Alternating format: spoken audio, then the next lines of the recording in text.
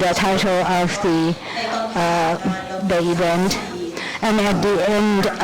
we also have a documentary to show at about 2:30 in the afternoon. And this documentary is only shown here and nowhere else. So if you want to watch this documentary, please come to the Bangkok Art and Culture Center. And on the 6th floor, you have to go up on the elevator to the 5th floor and walk up the stairs to the 6th floor. It's a room called Friends of BAAC. Apart from the seminars, we also have photo exhibitions. So if you have not visited our event, this is the last day and then last chance. So this morning, we have a discussion on with a number of speakers coming from different countries, from Malaysia and from Cambodia. They will be visiting. They will be speaking through the video record. So that's the morning sessions. The title is the Common Way Out. So later on we will have another seminar in the afternoon called the จับเครื่องครับจับแค่ไมค์ก็พอแต่ว่าเอาวางเครื่องวางไว้จับแค่ไมค์ก็พอเสียงมันจะสลับ So in the afternoon there will be another event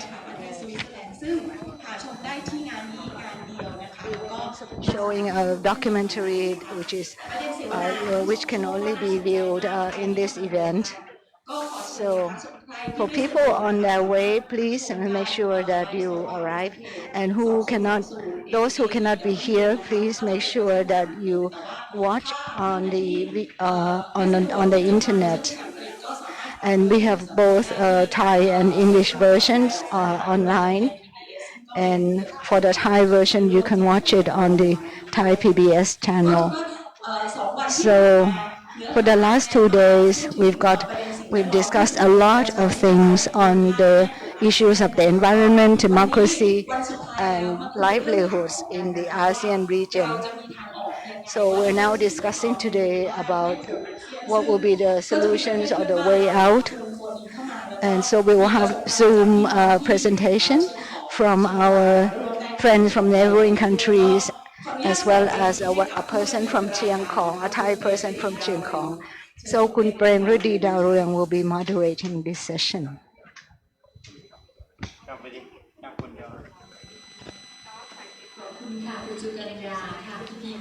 Thank you, Kun Sukanya. Good morning, everyone. We're starting early today. This is because we are discussing the way out or how to move forward in the future, and we have invited so many people from different places. So there are a lot of speakers. So we have to start early. So before we start, I would like to invite the speakers who are here to share, to come and sit in the front. Kun Niwat Roikaew, known as Kruti, from the Khong network. He's a fighter, and he's been fighting the violation of the Mekong River for many years already. Kruti he will spend about 15 minutes talking to us about what he thinks after listening to all those friends from neighboring countries. The next person is Kun Vichai Chantawaro, who has been working on the Myanmar issues for a long time. And he's associated with ETO Watch, which is a people's network and movement that follows transboundary investments, definitely by Thai investors, but as well as other countries' investors. He will be talking about Myanmar, and we will also have a colleague from Dawei. Kruti, how is it?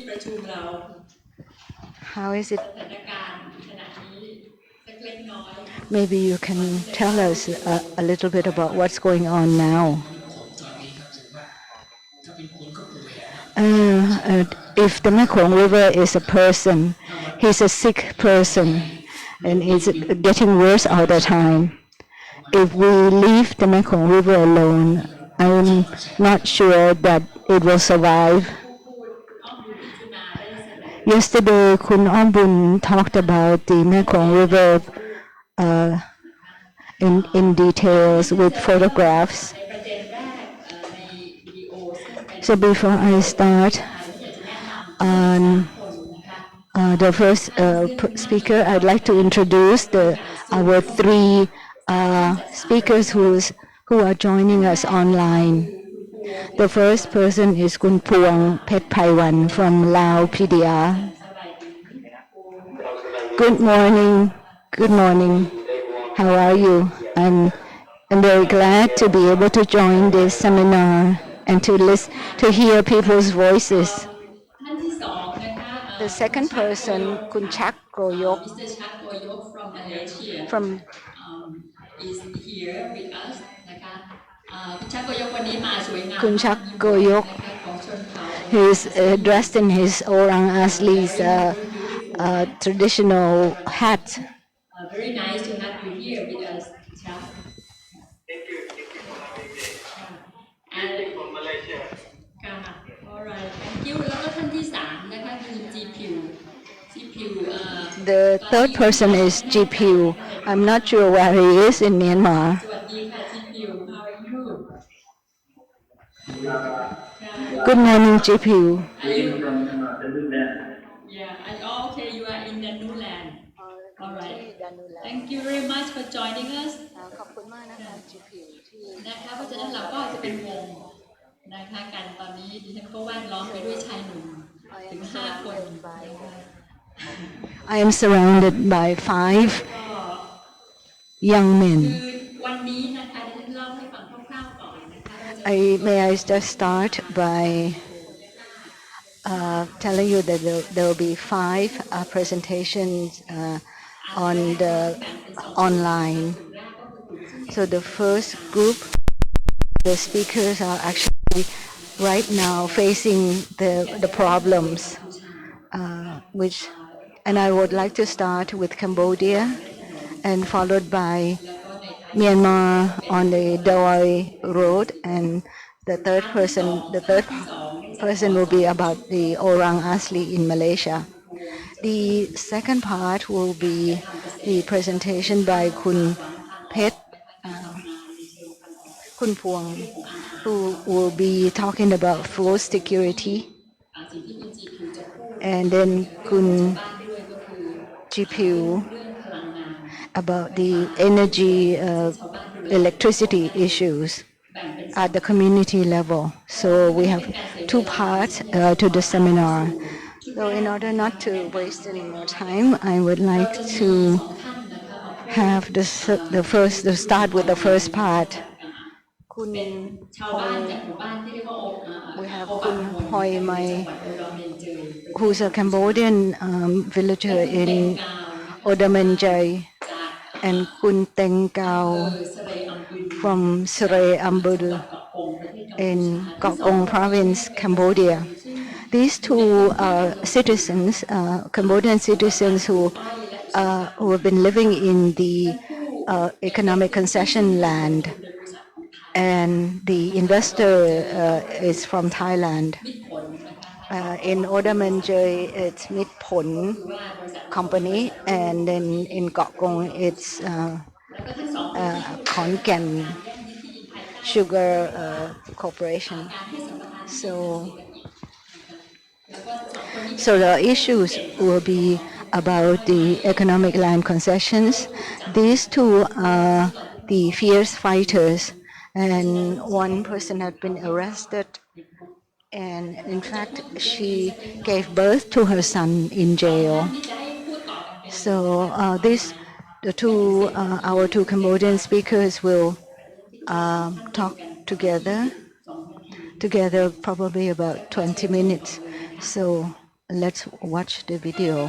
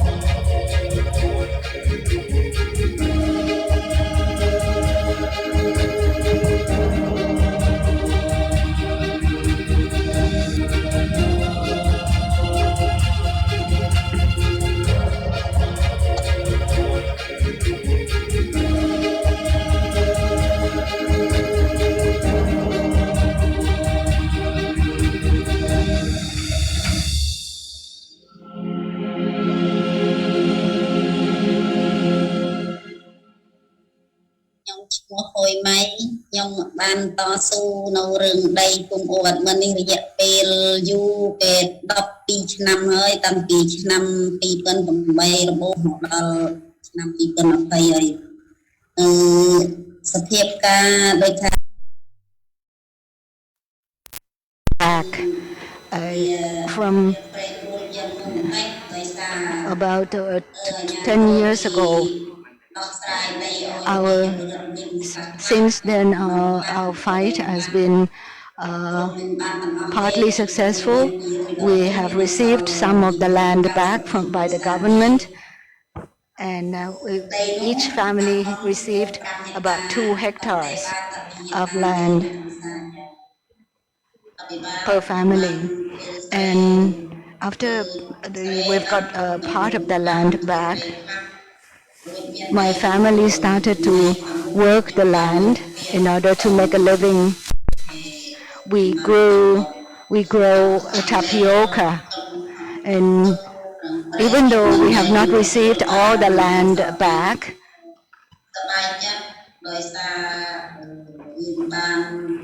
but I'm glad that we've got some back so that we can have some land to work on, and so that we won't be suffering like we did before.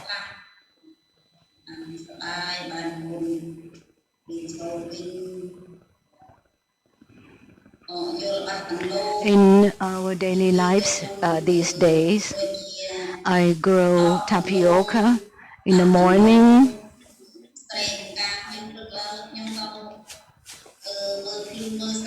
and then I go to the rice field and I grow vegetables,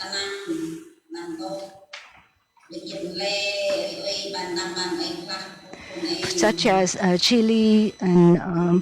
gourd, and I sell the vegetable in the market in order to earn income to send my children to school.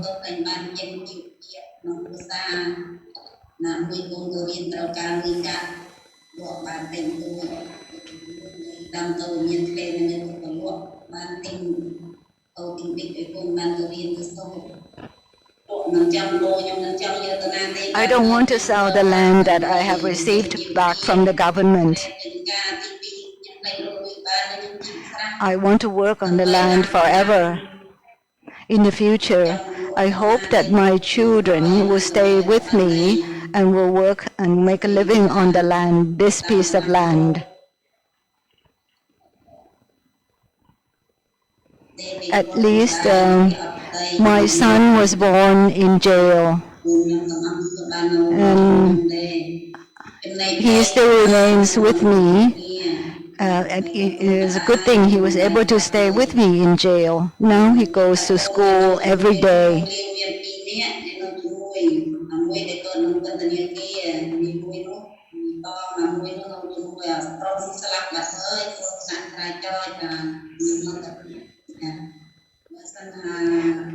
Anyway, I feel that in the next 10 years, if there is no solutions to the land problem, if the land issues are not resolved, the people in the family will probably not won't remain together anymore.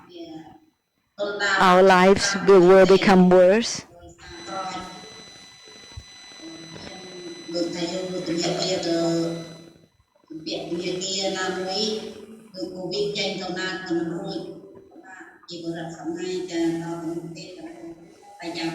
Just recently, we were glad that the Thai court has received our complaints for consideration. It was our group submitted it, and I hope that the Thai court will consider our case. We wanted the Midpon company to be responsible, to be held responsible, and we are waiting for further words from the court.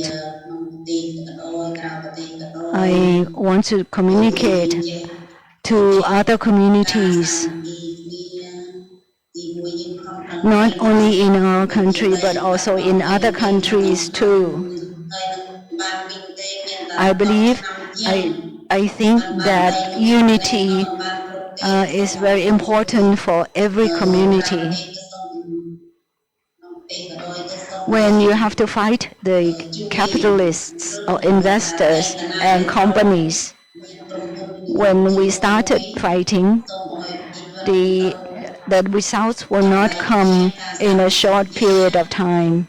I just want to tell you all that you have to persevere. Don't give up.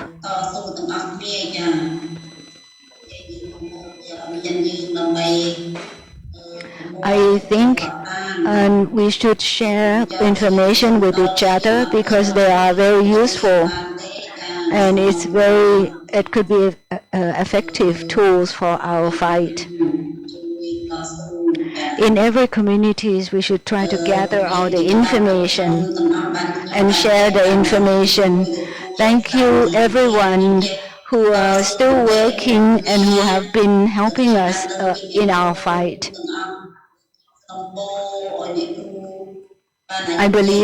I hope that we can work together in the future. And I wish you good health and good luck. Thank you. My name is Teng Gao. I'm a villager from Shuk Commune in Sre Ambel. I'm representing 200 families who have been affected by the Midpon investment in our area. Our Sre Ambel community has been affected by the investment of the sugar mill company since 15 years ago. When the company came in, since then our situations got worse all the time. We go into the forest to trying to find forest products for our family. We cannot do that anymore. The path to the forest that we used to go and get forest products, we have to go through the concession land. It's been taken over by the company, and the company prohibited us from going past their land. And we cannot take any tools with us if we want to go there. And if we have to rent the land, the rent is very high. It's $15, and the government gave the land and a concession to the companies, and that means the people have lost their land for grazing. and we have no way, no place to let our cattle graze like we did before. Many villagers had to give up. They had to sell their cattle.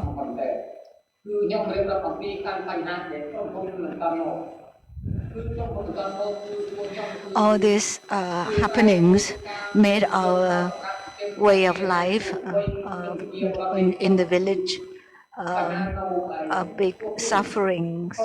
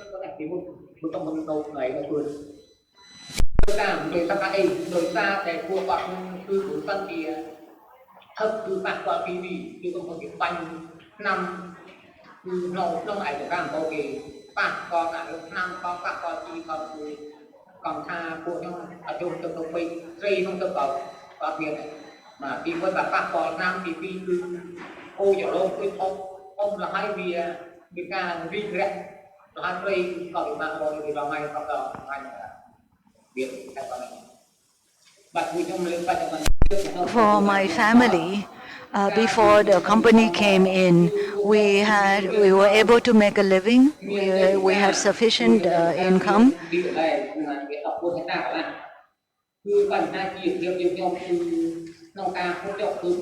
We had food, we had a grazing ground, grassland that we can let our cattle graze.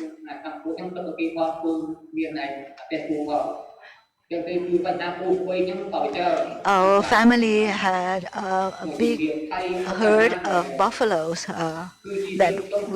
have been staying with us for a long time. We sell cattle in order to earn income for our family. And we had sufficient land to grow food to feed our families.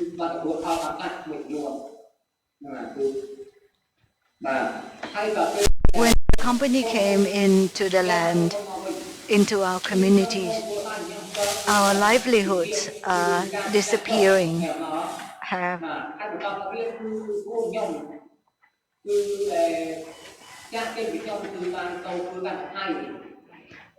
Because we could not grow sufficient food to feed our families.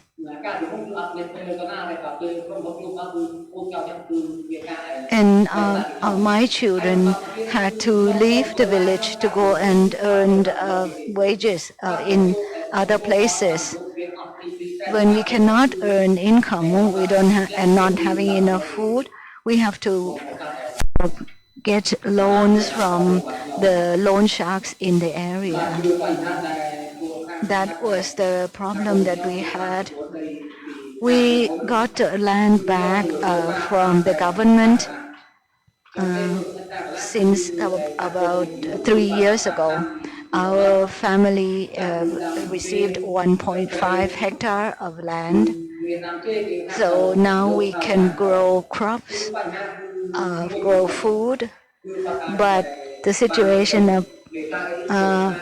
actually it's not that much better because many villagers are heavily in debt. Once they got the land back, they had to go to sell the land in order to get the money to pay back the debt. Everybody loves their land. Nobody wants to sell the land because having a land, that means you always have food for your family.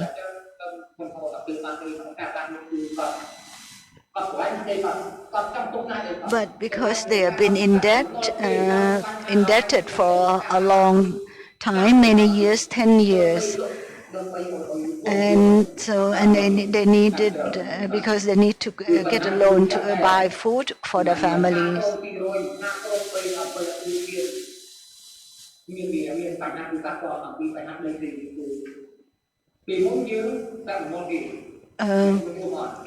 Before we know it, we're all in debt, huge debt.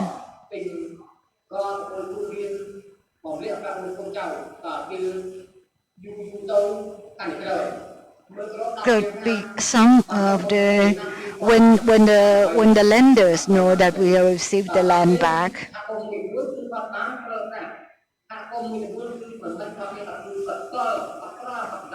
they come to us and they wanted the money back. And so then basically the villagers had to sell their land in order to earn the money to pay back the loans.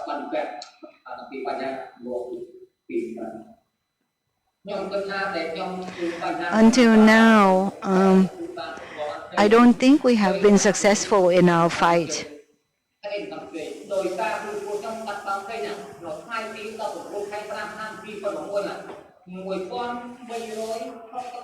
For Sre Ambel people, we have lost altogether about 1,000 hectares or to 6,200, right? But we received back only about 300 hectares, which is about 1,800, right? That means that our fight is not yet successful, and we are not satisfied with the results yet. Some of our neighbors lost 10 hectares to the company, and they received only 1.5 hectare back. That is not fair for them. And we also had to wait a long time in order to get the compensation payment. And they feel that there is no other options. They had to accept whatever the government gave to them. And while they were waiting, they piled up their debts. And once they got some land back, they have to sell the land in order to pay back their debt. So it's very difficult to say that we have been successful in our fight. Even the KSL, the Khong Sugar Company, agreed to return some of the land to the people, but our problems still remain. The Tet and Lyle Company, the English company that bought the sugar from KSL to sell in Europe, they promised us that they would pay us compensation, but finally they did not honor their promise. All of us are helped by lawyers who are in England, but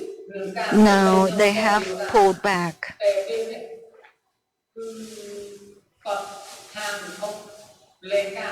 However, we will continue to fight. We are looking for new lawyers to help us.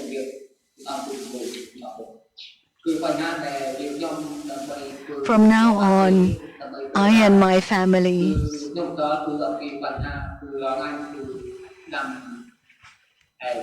even though we will try to work and make a living from on our land that we have just received back. We are growing melons and other crops on the land.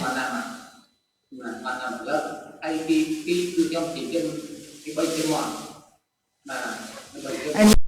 that we can sell some of our products to earn a living.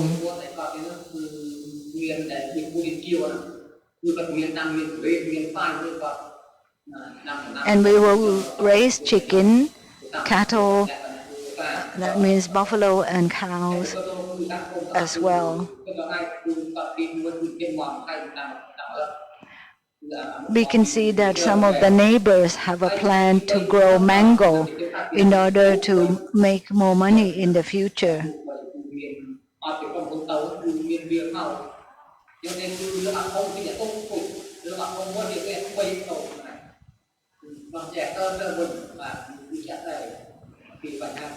We continue to make a living while we're still fighting fighting Tet and Lyle for our compensation.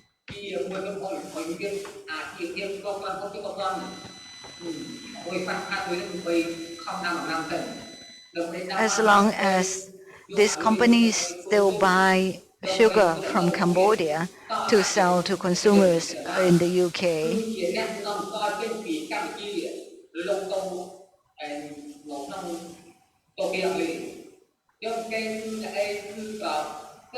our fight will continue.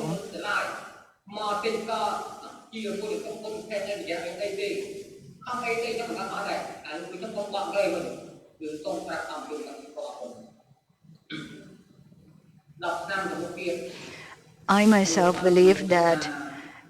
in 10 years, I don't think our livelihoods will get better. I think there will be other companies coming into our land again, just the way the sugar company came in. If Chinese or Vietnamese companies come in, I don't know what will happen. Overall, the government has given a lot of land concessions to companies. It doesn't make our life better, but it causes instead more problems. We had direct experience on this from the fight with the two sugar companies. But from our experience, I have to say that I don't see I don't see how we can make our life better in the next 10 years.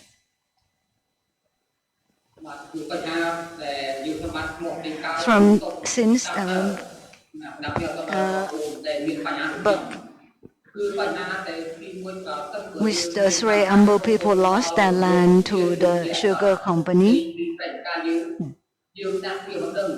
through the economic land concessions by the government. I want to say that there are families that face the same problems that we have. There are other communities, and so we have to work together. Communities have to work together, and it will not be a 1 day or 2 day fight. We have been fighting for 10 years before we can get our small piece of land back. And then we are still facing another problem where another company refused to pay compensation to us. If Tet and Lai did not buy sugar from Cambodia, the Sre Ambel people probably would never have lost the land. So I'd like to ask everyone in this seminar to please raise our voices in the media to the public, also at the international level as well. And please help the people of Sre Ambel. Our message is that we have not yet received compensation from Tet and Lao, and we continue to fight for it.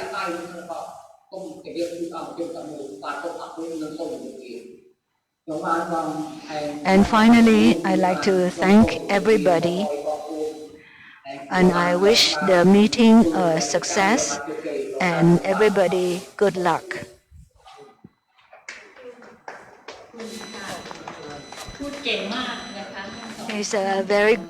They're very good speakers, both of them.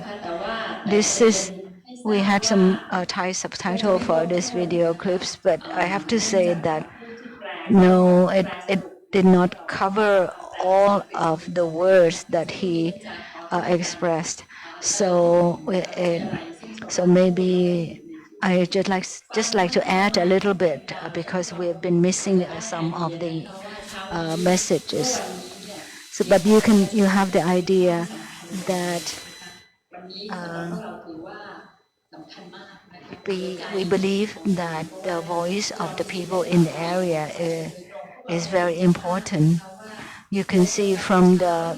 video that the Cambodian people will never gives up. They actually have been fighting in Sre Ambel for 10 years, actually 14 years. It was 14 years ago that they lost their land to the sugar company. So Teng was clear when he said getting the land, some of the land back after 10 years doesn't really help because the villagers became indebted in the meantime. And you could see the picture of the son of Hoy Mai, who was born in jail. And maybe you all know that for Hoy Mai, the group in Hoy Mai's group has filed a lawsuit in a Thai court. They said it can be done, but it doesn't mean that the court will admit the case. And Teng kept saying that as long as the UK sugar company still buys Cambodian sugar, they will not stop fighting. Because I think his conclusion is similar to what we have actually talked about yesterday. As long as Thailand keeps buying electricity from Laos, they will not stop building dams. So I'd like to get a few minutes from Kun Somsak, who's a Cambodian Thai interpreter. What else do you think has been said that is important?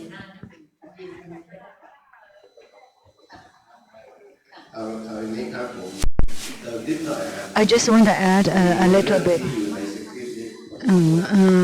The script actually covers most of the talk, but so he only received from 2008. They've been fighting.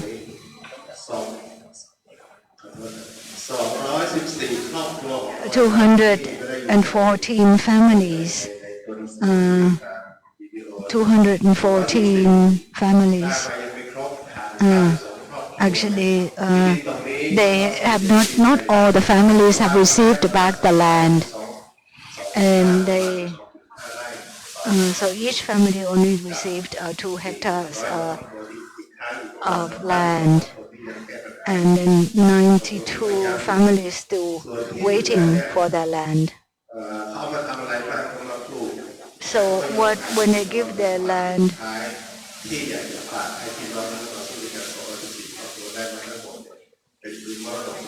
so they want to keep the land in order to give to their children and grandchildren. So this is just the figures that were not in the script. on the video.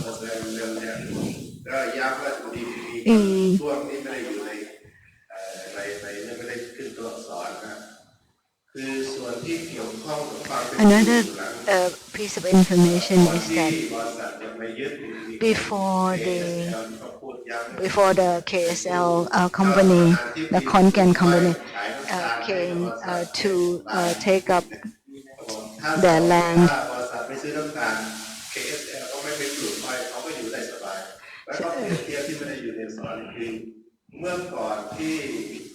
He said that before they had very fertile land with forests and grazing grounds for their cattle, and they were able to get food from the forest as well, so they didn't need to go to work outside the village,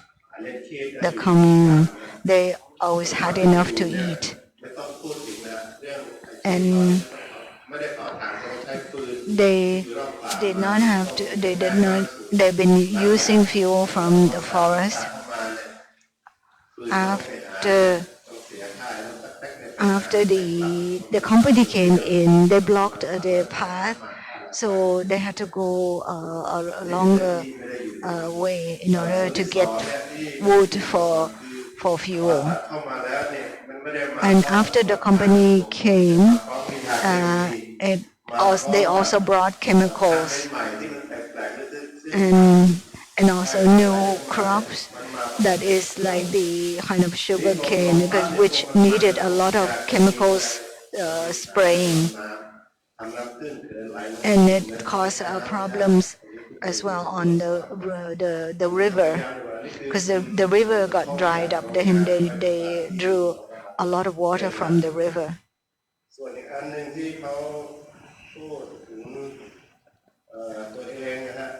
And when he talked about himself, he said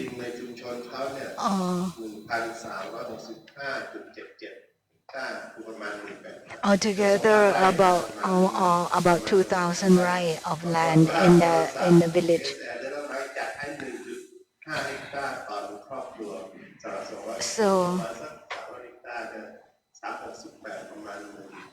But they only got 1,000 1 to 1.5 hectare back per family. With a small piece of land, the villagers need to go and find supplementing incomes outside the village. This 1.5 hectare that they received back,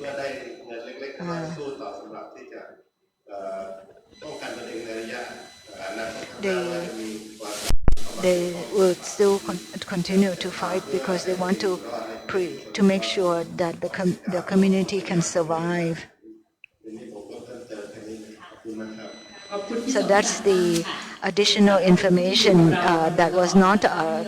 translated in the script of the video. Thank you, Kun Somsak. Kun Somsak actually visited the village himself. So let's look at Myanmar. Kun Chai from ETO Watch, he's a coordinator in order to interview the villagers. Thank you. I just want to give some background information that this road linking the Phut Nam Ron checkpoint to Dawei is part of the Dawei Special Economic Zone project. Even though the project has not been progressing in the last 10 years, but what happened to the villagers was when the Italian Thai companies went in to clear the land, that part actually affected the life of the villagers because they lost the food security and the crops or the wild plants that they have been relying on were gone.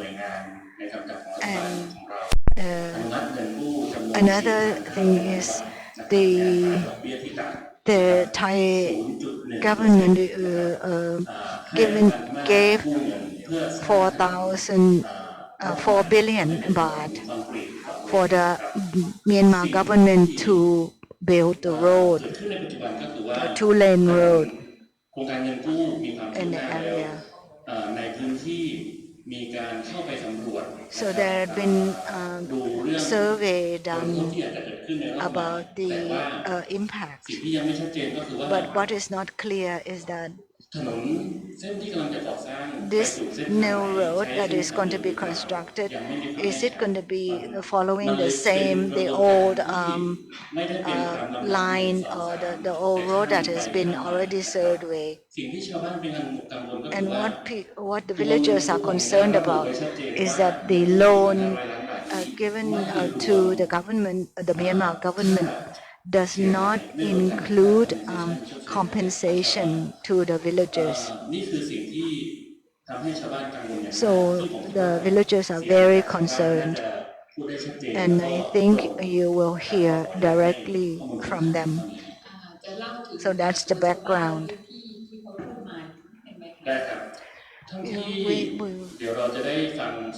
You will hear Saw Keh speak. He's in the current village. He's in the current village under the control of KNU. There were about 13, 14 current communities gathered together there, and the road actually goes through the villages. This road doesn't go to town; it goes through villages, and the people in the area they work together to raise their concerns with both governments. They have come to Thailand to talk to the Human Rights Commission and NEDA, and so the villagers actually have seen the results of large development projects in Thailand as well. So, Pati Chodok, if we have any other issues, we'll come back to you.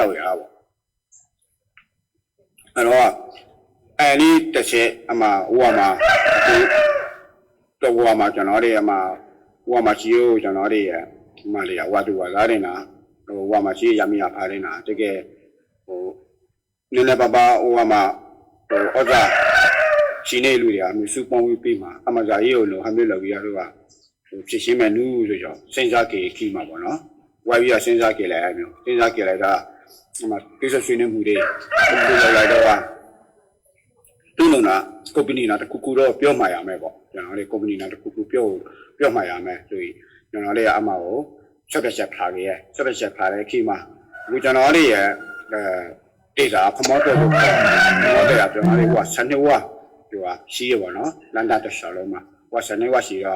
มาว่าสันนิวาเอาลำยาพาเรนะลูกีนะขอวิยาส่วนนี้แหละกี่มาตัวเอาเนี่ยกุญแจปิววิยากุญแจเลยเนี่ยนะกุญแจปิววิยาใช่ป่ะนี่เสร็จเลยเปล่าจนอะไรลูดูเช็ควิวยี่สิบตีดาใครไม่ยินนะพวกพี่ยี่คอมเมนต์ส่วนอะไรมีเสียเสดีคอมเมนต์สาวิยาใช่ป่ะพระสิพี่ป่ะพระสิพี่ใช่ป่ะมาคอมเมนต์อันนี้วิยาใช่ป่ะcompany นะ company IDD company อ่ะแล้วนี่เดี๋ยวเรางานพี่เรางานนึงสุดเลยมาจ้องยาเชลล์เลยหัวเนาะมาไลฟ์ยาสัวสักท่าพี่ยาสัวปุ่นน่ะดูว่ามาซีเรียไม่ช่วยเลยนะนี่ยาสัวมาจ้องยาเลยหัวเล่ๆเลยขี้มาเดี๋ยวนั้นดิ company น่ะพี่สุดนี่สุดเลยมาจ้องยาเลยเดี๋ยวนั้นดิสักนิดตามนะ company น่ะพี่สุดนี่เอาเดี๋ยวนั้นดิซาดิเย่วะเนาะซาดิเย่พี่ยาสัวဆိုရပါ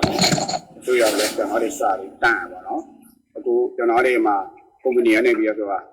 လမ်းဖော်လို့လေကိစ္စနာပါတာပြီးတော့တချို့တရားမတရားပဲကြောအမှကြတယ်တရားအောင်ကျွန်တော်တို့ဟိုရှင်းလင်းလေးလာပြီးတော့ဆွေးနွေးပြောဆိုပေးဖို့အတွက်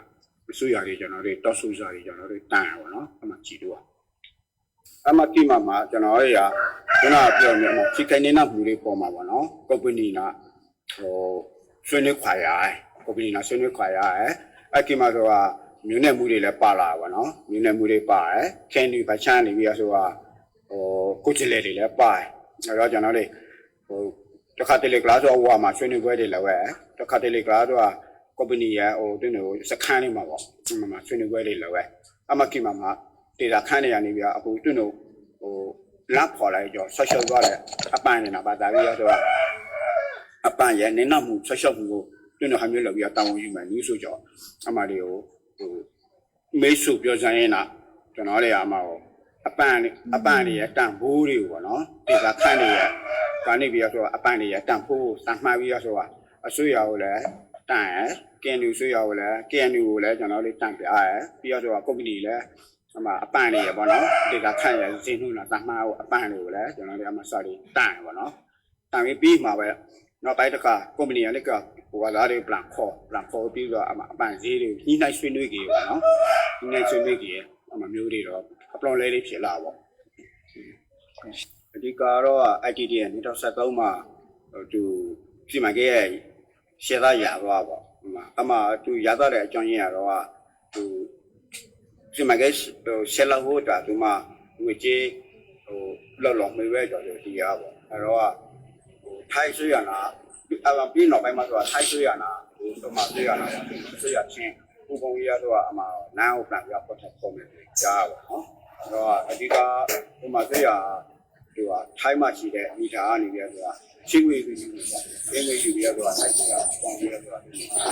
နားကိုပြန်ပြအစီမံကိန်းပြန်ပြစားမယ်အဲ့ဒါမှမဟုတ်ကတန်းနေမှာကြားရတယ်ပြီးတော့စားဆောင်တွေမှာကြားရတယ်အနိဒာနိပြတော့မှချင်းဝေးပေးဦးပြည်စနာပါတာပြီးတော့မဒေတာမှရှိတဲ့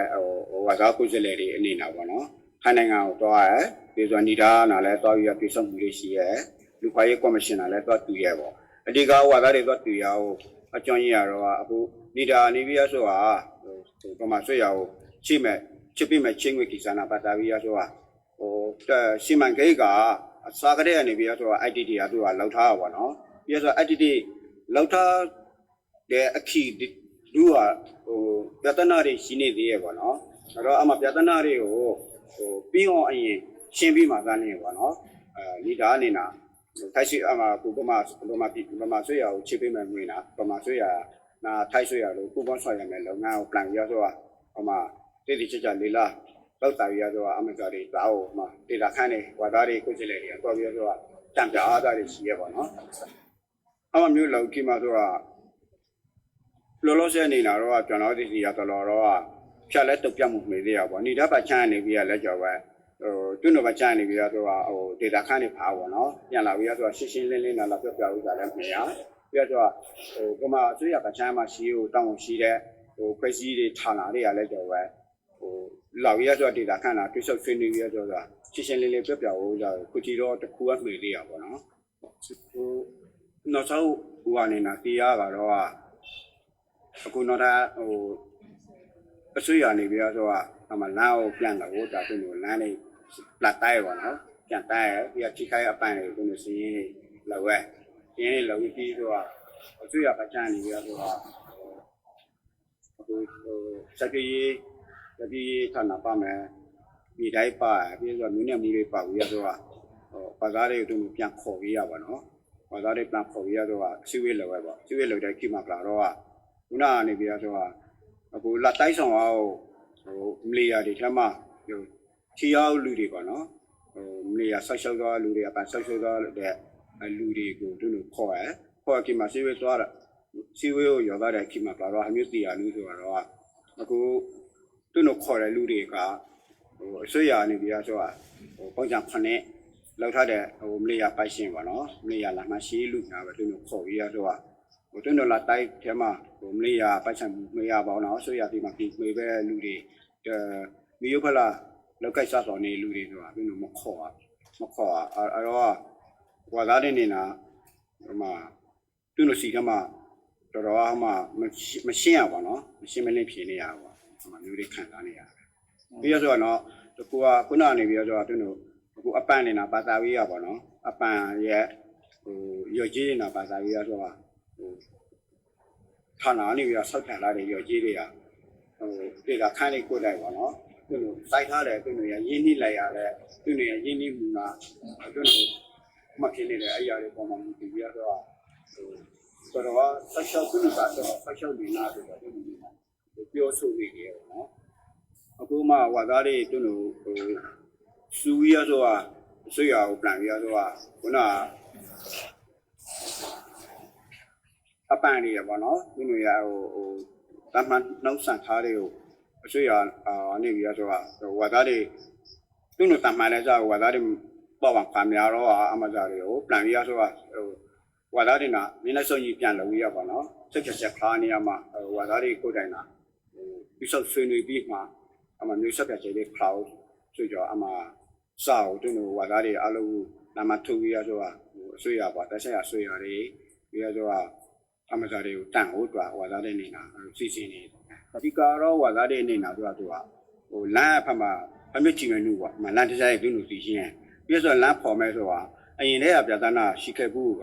လမ်းဖော်လိုက်တဲ့အချိန်မှာဆိုတာခုနဆက်ရှုပ်မှုနေလာမှုရဆောင်အားလူတွေကဆိုရင်လမ်းနာတရိုက်ကြီးလူတွေများပဲလူတော့သူကလမ်းတစ်ခုများပဲသူကလိုက်တွားပါတော့အဲ့ပေမဲ့သူကလမ်းရဲ့မလေးစားနာနောက်ဆက်တဲ့ဖြေလာပြရတာနောက်ဆက်တဲ့ဆက်ရှုပ်မှုတွေဖြေလာတဲ့အချိန်မှာအမဇာတွေကိုချက်တွားစားတွေမပါပေါ့တချို့နေရာတွေမှာဆိုတာတိုင်းရိုက်မှုပါပေါ့နော်တွေ့ပါပြီဆိုတာအဝေးကနေပြီးတော့ပြီးတော့ချိခိုင်း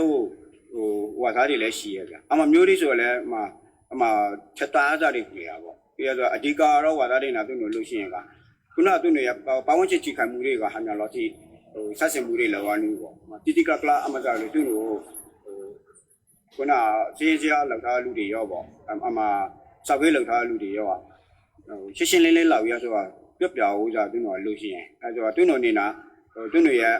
ဖမ်းမြလောက်ချိခိုင်းနိုင်ဆိုတာဒေတာခန်းနေတယ်သူ့တော်ပြန်ပြီးဆိုတာပြပြရှင်းရပါတော့အဲဆိုတော့အမမျိုးစားတွေကိုတိတိကျကျသူ့တော်စိမချန်တာလောက်ရဆိုတာအမျိုးလောက်သားဒေတာခန်းနေနေတာတော့အမျိုးသဘောဆန်တာတော့ဒေတာခန်းနေနေတာအမျိုးလို့ရှင်းရပါတော့ဒီကားနေတာဒေတာခန်းနေနေတာသူ့တော်ကတော့နေတာသူ့တော်ပြောရှင်းပါနော်ပြပြနေတော့စီမံကိန်းကအရင်တည်းကဒေတာခန့်နေနေတာတိထရာကတော့ဒီဝဲအထူးစီးပွားရေးစီမံကိန်းရဲ့အစိပ်ပိုက်တစ်ခုပေါ့နော်အစိပ်ပိုက်တစ်ခုဖြစ်ရဲ့ပြီးတော့သူကလည်းပဲအဓိကတော့ထိုင်ရနေပြီးတော့ဒီဝဲကြီးနဲ့စိတ်ကဆက်သွဲတဲ့လမ်းကြီးဖြစ်ရဲ့ပေါ့နော်ဒေတာခန့်နေပြီးတာပြီးတော့မှစီမံကိန်းစားလိုက်တဲ့အချိန်မှာခုနဒေတာခန့်နေကြားရမှာပေါ့ပြဿနာတွေအများကြီးရှိနေရပေါ့အရင်တည်းလည်းကြံ့ရင်နေရပေါ့အမှပြဿနာတွေမပြီးပြသေးပဲနာဆိုတာနေတာအနေနာပေါ့နော်ခုနမျိုးဆက်ရှင်မှုတွေလည်းပြန်လုပ်ဖို့လုပ်လိမ့်မယ်ပေါ့ပြီးတော့အဓိကကလာချေရတော့ဒေတာခန့်နေတာပါလာမြေဆိုပြီးတော့ဟောလားဘယ်လာမြေဆိုပြီးခုနမှဖာရှိလာတဲ့အချက်လေတွေကိုဒေတာခန့်တွေကိုပပလန်လန်လက်ဖလာပြပြီးတော့ချင်းလေးပွဲတွေလို့ကြွားဒေတာခန့်နေတာလို့ပဲရှိမှကေပချာဆိုတော့နိုင်ငံပချာမချိခန့်လဲအမှားကြတယ်တိကျကျတွင်းလို့စီစီကိုလို့ရပြီးအစိုးရဘက်ကအခုဆိုနိုင်ငံတော်အစိုးရလုံးမဲ့ဆိုတော့လည်းနိုင်ငံတော်အစိုးရမှာတောင်းဝန်ရှိနေလူတွေလည်းနေသားနေတာအမှားကို တီကကပြောလို့ပေါ့နော်သူတို့ချစ်ပေးမယ်ငွေပေါ်မှာခုနဆက်ဆံမှုတွေကောင်းကောင်းလောက်ဖို့လိုရဲ့ဒီကတော့နေတာဒေတာခန့်နေနေတာပြောရှင်းကတော့နိုင်ငံကြီးသားပြည်သားကြီးရှင်းရပေါ့အခုလမ်းစီမံကိန်းနာပါတာပြနေတော့10တိုင်းနေပြီအခုတော့ short ဒေတာခန့်နေနေတာသူတို့ကြောက်တွေ့နေရတာသူနိုင်ငံသားတယောက်ဖြေရသားနာပေါ့နော်မိရပါခွာရေးတွေဆက်ရှောင်းနေရတာတွေမျိုးပါတပ်ပြင်းလို့အကောင့်ထက်ဖို့မဲ့ပုဂ္ဂိုလ်တွေပေါ့နော်ကုမ္ပဏီပဲဖြစ်ဖြစ်အစိုးရပဲဖြစ်ဖြစ်ပါလုပ်ငန်းပိုင်းလုံဆောင်တဲ့နေရာမှာကွာလန့်မှုတွေမိသေးပဲကြတယ်ပြီးတော့ခုနလူတူနာတွေးဆောက်ဆွေးနွေးမှုပပဝါမလုပ်ပဲကြတယ်လူတူရဲ့သဘောထားကိုသူတို့မခံယူပဲကြတယ်အမှန်တရားခုခေတ်ကြီးရှိနေတဲ့ဒါကြောင့်ဒီသားနေတာဆိုတာတကယ်ကောမွန်နိုင်ငံသားပြောနေတာအမှန်တရားတိတိကျကျစဉ်းစားသိရှင်ရဲ့ဆက်ပဲချက်ပါတဲ့နေရာမှာလဲကြော်ပဲအဖာနေပြီးတော့သူတို့မြေပြင်အခြေအနေဒီကကလောက်အမှန်တကယ်တရှိနားလည်ပြီးမှာကနေ့ကောမွန်ပူပေါင်းဆိုင်ရာမျိုးပေါ့နော်ဒေတာခန့်နေတာလဲပါပါမယ်ဟောရစုမကြစပ်မနေနဲ့ဆက်ရခွေနဲ့ဒီနဲ့ညတင်ခေါက်ပဲပါပါပြီးတော့အပေါင်းဆုံးလုံနိုင်အောင်တော့စဉ်းစားဆောက်ပြမှုရှိရမယ်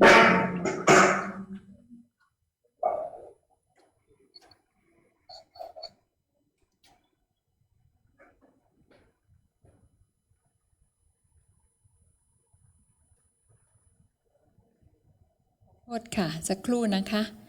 ก็เนด้านะคะที่เขาพูดซ้ำๆนะคะเนด้านี่ก็หน่วยงานของรัฐเรานี่เองนะคะเขาเรียกอะไรนะคะภาษา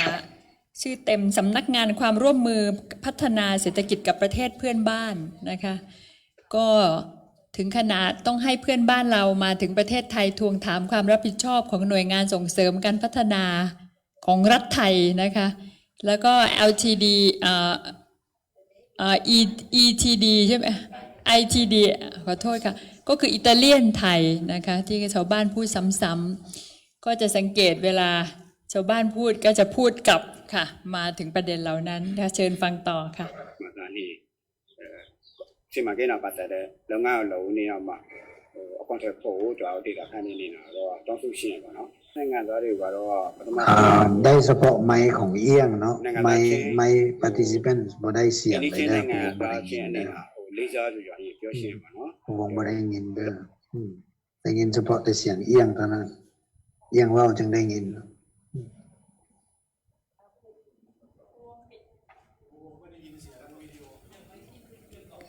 ค่ะภูวงปิดไมค์ด้วยค่ะฉายวิดีโออยู่นะคะบึ้ดเดียวเจ้าตนาชิเคบูกะลาพอ来တဲ့ခေတ်မှာဆိုတာခုနဆက်ရှုပ်မှုနဲ့မှုရဆောင်အားလူတွေကဆိုရင်လမ်းနာတရိုက်ကြီးလူတွေများပဲလူတော့သူကလမ်းတစ်ခုများပဲသူကလိုက်တွားပါတော့အဲ့ပေမဲ့သူတလမ်းရဲ့မလေးစားလားသူနောက်ဆက်တဲ့ဖြေလာပြရတာနောက်ဆက်တဲ့ဆက်ရှုပ်မှုတွေဖြေလာတဲ့ခေတ်မှာအမဇာတွေကိုချက်တွားအားစားတွေမပါပေါ့ရှင်းလင်းလေးလောက်ရဆိုတာပြပြဦးစားသူကวิดีโอဒီတော့တပြင်းလို့ဆိုတာအကောင့်ထက်ဖို့မဲ့ပုဂ္ဂိုလ်တွေပေါ့နော်ကုမ္ပဏီပဲဖြစ်ဖြစ်အစိုးရပဲဖြစ်ဖြစ်ပါလုပ်ငန်းပိုင်းလုံဆောင်တဲ့နေရာမှာကွာလန့်မှုတွေမိသေးပဲကြတယ်ပြီးတော့ခုနလူတူနာတွေးဆောက်ဆွေးနွေးမှုပပဝါမလုပ်ပဲကြတယ်လူတူရဲ့သဘောထားကိုသူတို့မခံယူပဲကြတယ်အမှန်တရားခုခေတ်ကြီးရှိနေတဲ့တာကြောင့်ဒီသားနေတာဆိုတာတကယ်ကောမွန်နိုင်ငံသားပြောနေတာအမှန်တရားတွေကိုတိတိကျကျစဉ်းစားသိရှင်ရဲ့ဆက်လက်ချက်ခလာတဲ့နေရာမှာလဲကြော်ပဲအဖာနေပြီးဆိုတာသူတို့မြေပြင်အခြေအနေတိကကလောက်သူတို့အမှန်တကယ်တရှိနားလည်ပြီးမှာဒါနေကောမွန်ပူပေါင်းဆိုင်ရာမျိုးပေါ့နော်ဒေတာခန့်နေတာလဲပါဝင်မယ်ဆွေရလဲပါဝင်မယ်ပြီးတော့တက်ဆက်ရကုမ္ပဏီတွေဌာနတွေအားလုံးကိုပါဝင်ပြီးတော့အပေါင်းဆုံးလုံနိုင်အောင်တော့စဉ်းစားဆောက်ဖြတ်ပြီးမှဒါနေစီမံကိန်းနာပတ်သက်တဲ့လုပ်ငန်းလုံနေရမှာအကောင့်ထဲပို့တော့ဒေတာခန့်နေနေတာတော့တောင်းဆိုရှင်းပါနော်နိုင်ငံသားတွေကတော့ပထမဆုံးနေတာတို့ကနိုင်ငံသားချင်းအိန္ဒိချင်းနိုင်ငံသားချင်းအနေနဲ့လေးစားဆိုကြရင်ပြောရှင်းပါနော်တို့တော့ကျွန်တော်တွေပုံမှန်ပြည်ထဲလာပြီးတော့ရင်းနှီးမြှုပ်နှံမှုတွေလုံမဲ့ခိမှာပြတော့ခုနစီမံကိန်းတိုင်းပေါ့နော်ပြည်သူတွေပူပေါင်းပါဝင်နိုင်တဲ့ခွာရေးတွေမျိုးရအောင်ပြီးတော့တန်းတူခွာရေးနာပြီးတော့တရားမျှတတဲ့လုပ်ငန်းတွေဖြစ်အောင်ပြီးတော့ ရစ်ရှက်ဖို့ပြတူတာကိုလုပ်ငန်းမျိုးတွေကိုတိတိကကဖြစ်အောင်ပါနော်အမှဒါတွေမျိုးမှတ်ကန်တဲ့လက်ထုတ်လုံနေတာအကြီးလုံနိုင်အောင်အမှတွေနေတာထိုင်းနိုင်ငံသားတွေအနေနဲ့တော့လောကောပြီးတော့ထိုင်းမှာရှိတဲ့ community နေတာတော့လောကောအမှမျိုးတွေကိုလှုပ်ဆောင်ဖို့ကြပါနော်ပြီးတော့အမှမျိုးမဖြစ်ခဲ့သည့်ရှိတော့ထိုင်းပြည်သူတွေနေတာလဲထိုင်းနိုင်ငံသားတွေနေတာလဲအမှဒါတွေကိုတိတ်တိတ်ချာလေးလောက်ပြီးရဆိုတော့ပါနော်ပြုတ်ပေးစီရှင်ပါနော်ထိုင်းဆွေရအောင်ဆိုတော့ကောခုနနေတာအဖွဲ့အစည်းတွေကိုဆိုတော့ကောပါနော်တက်ပြီးလို့ဆိုတာသူ့တို့ရဲ့နိုင်ငံသားကျွန်တော်တို့နိုင်ငံသားတို့ကနိုင်ငံလဲနီးရမိတ်ဆွေတွေလည်းဖြစ်ရလူသားချင်းတန်ဖို့ထောက်ရဆိုတာမှာလုံနိုင်တယ်အားလုံးကိုအများအားပေါ့နော်ညီကိုမျိုးမိတ်ဆွေဖြစ်နိုင်အောင်မျိုးတွေလုံနိုင်အောင်အမှန်တရားတွေကိုတိတိကျကျလေးလာပတ်စာပြီးမှာပဲလုံသိရှိရပါနော်အခုစီမံကိန်းနာပတ်စာပြီးရဆိုတာလုံနေတဲ့အရာတွေကကွာလာမြင့်မှုတွေကလည်းအားနေနေသေးရပြီးရဆိုတာခုနလူတူခပ်ပြဆွေးနွေးမှုတွေလည်းအများကြီးလိုနေသေးရပေါ့နော်လူတွေနားမလဲသေးပဲဇာတွေပြီးရလူတူတွေရဆွေးရမှုပံမှုတွေကိုအမှဇာတွေအပေါ်မှာပို့ပြီးထားပြီးလုံသိရှိရပါနော်ပို့ပြီးလုံသိရှိရအဲ့ဒီလိုဆိုစီမံကိန်းတစ်ခုအောင်မြင်အောင်လို့ဆိုတော့ခုနချက်လဲတဲ့ချက်လဲပေါင်းစုံ place ပြီးတော့ပေါင်းစုံကနေပြီးတော့ပြည်စုံပြီးတော့ပေါင်းပြီးတော့ရစ်ရှက်လောက်သွားနိုင်အောင်အနေထားတည်ပြီးတော့ခံမှာဆိုတာပေါ့နော်ပြန်မလို့တော့ဥပေါ့လို့ရှိရင်ကတော့စီမံကိန်းလောက်တာပြန်မလို့တော့ဥစီမံကိန်းကတော့ပေါင်းစီမံကိန်းတစ်ခုဖြစ်လာဖို့အတားတိကိုတိတိကျကျချက်လဲတွေပြပြစောရောက်ပြီးပြည်မှာကနေလုံသိရှိရပါတော့คุณวิชัยจะเติมอะไรไหมคะสักเล็กน้อยคือว่าในฐานะ I just want to add a little bit พวกเราทุกคนเนี่ย as we are all taxpayers in Thailand 4,500 and this 4 billion baht 4,500 ล้านบาทนะ4,500 บาทเนี่ยผมจะพูดเองเลย 4.5 billion baht loan is actually the tax money. ถ้าเกิดเงินก้อนนี้ไป And if this tax money is actually hurting our neighbors in Myanmar, we feel that we are also partly responsible. And another thing is this loan interest is about 0.1%, which is basically for nothing. And NEDA, NEDA is also can be considered an investor for providing the loan. So, but the spoke clearly that the old problems were not solved, and the new project is coming in again. This NEDA has kept saying that this amount of loan does not cover compensation. This is not a neighborly, a good neighbor thing to do. I'm very surprised that Thailand is ready to spend tax money to make investment in the special economic zone in Myanmar. So I feel like when Thailand wants to be an investor, there are no standards that they abide by. But more than that, this area is under the KNU control, and the villagers in there do not have their title deeds that are given by the Myanmar government. So the process of trying to assess the land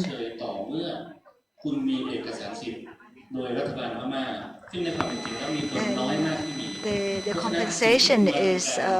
conditional on the villagers having the title deeds given by the Myanmar government. So that is there's a problem that is going to be hard to resolve. So for Myanmar situation here, this is the third case of the situation. So now we would like to go to Malaysia. Kun Shaq Koyok, who's ethnic person from the Orang Asli tribe. The Orang Asli's people's struggle have been known for quite a long time, and they are the ones that have been living in the forest, and their lives have been intertwined with nature, and then their area was grabbed by companies, particularly Chinese companies.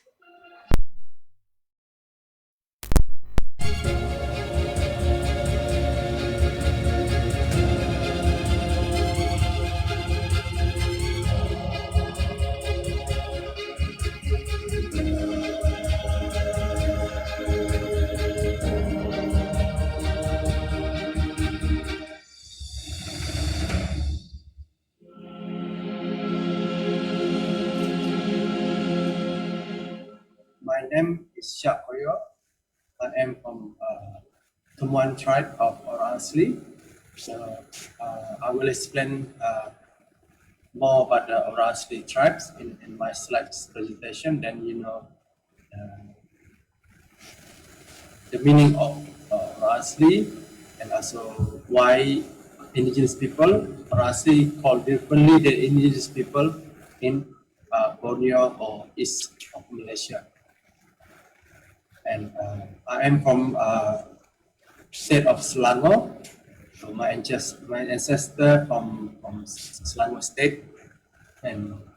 we've been living there for many generations. All right, I will share you my slide presentation now. I'm gonna do slide presentation on struggle of Orang Asli on land and forest in Malaysia.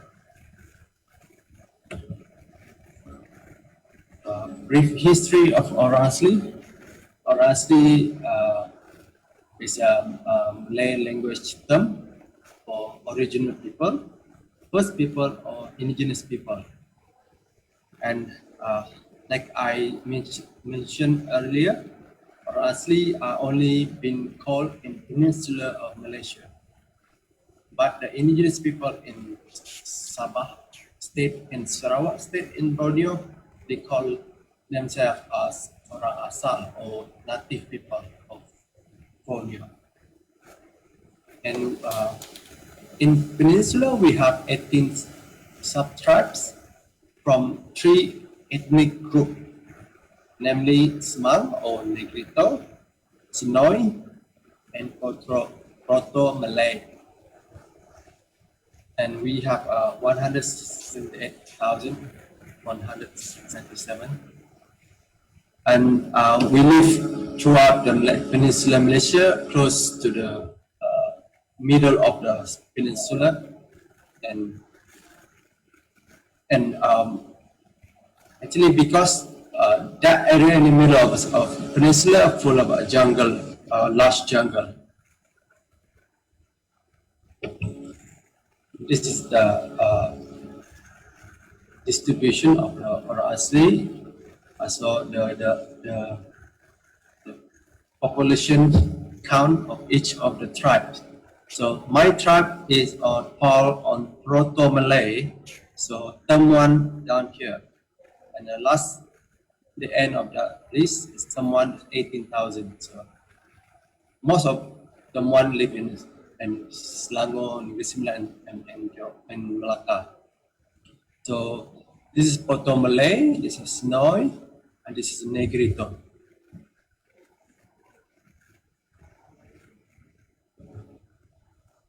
Main of economy, some of our semi-nomadic tribes like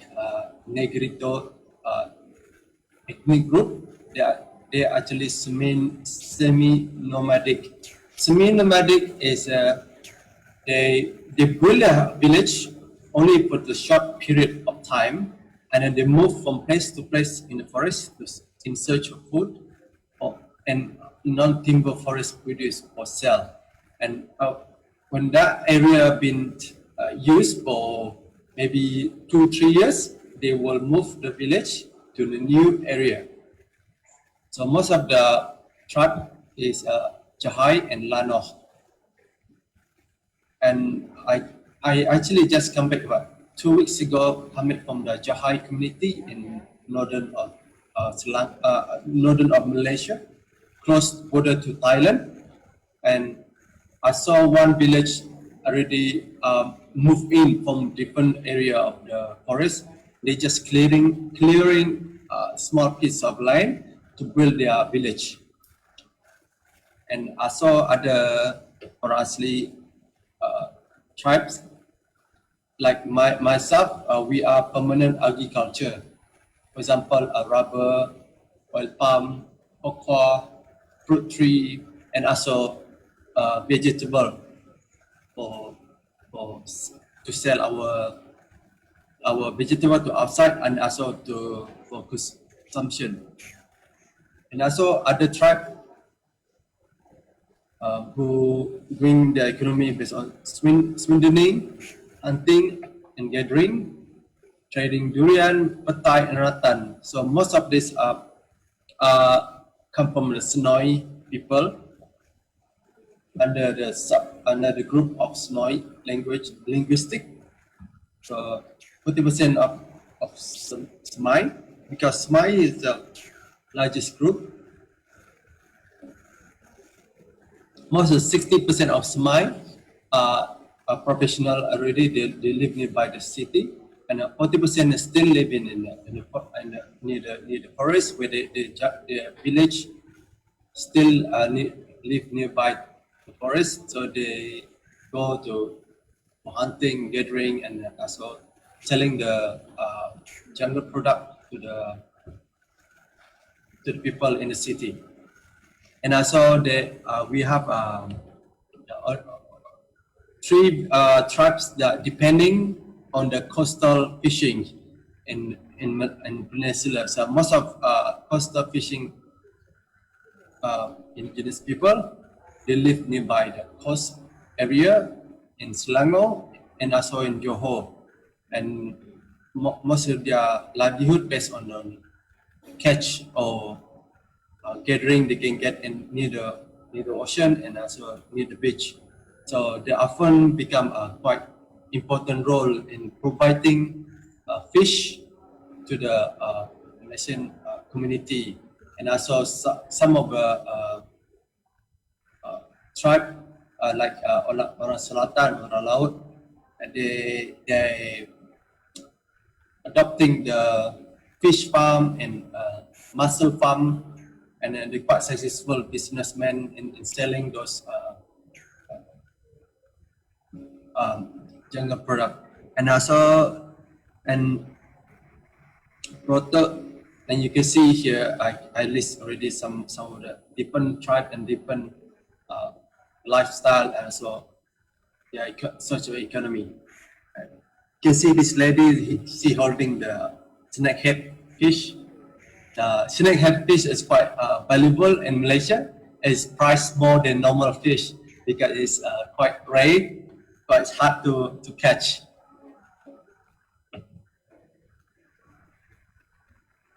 And Orang Asli and forest. I'm trying to talk about the relationship,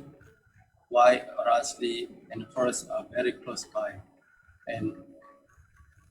because indigenous people or Orang Asli in Malaysia are among the poorest and most vulnerable people in Malaysia, and quite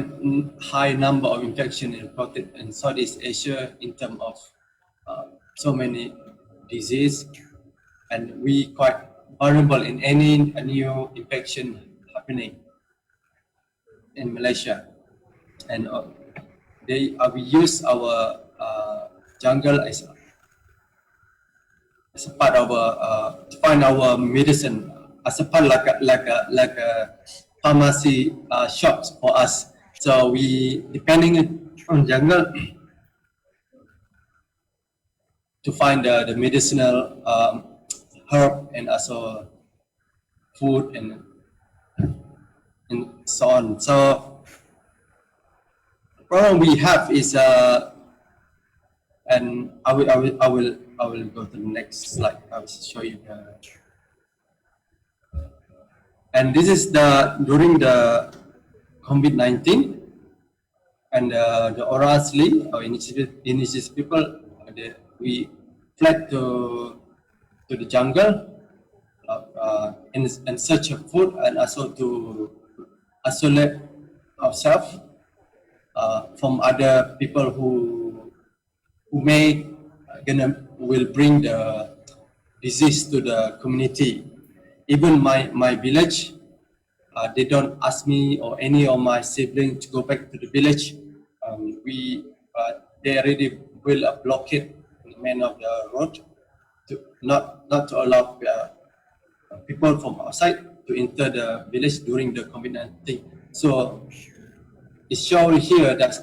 forest is very important in Orang Asli, and it's not just a place for us to stay, but a place for us to survive.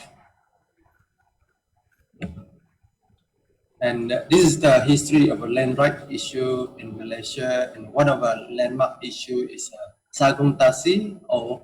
Sagong Bing Tasi with organization versus with Selangor state government. Kerajaan Negeri Selangor means Selangor state government. So that was a landmark case for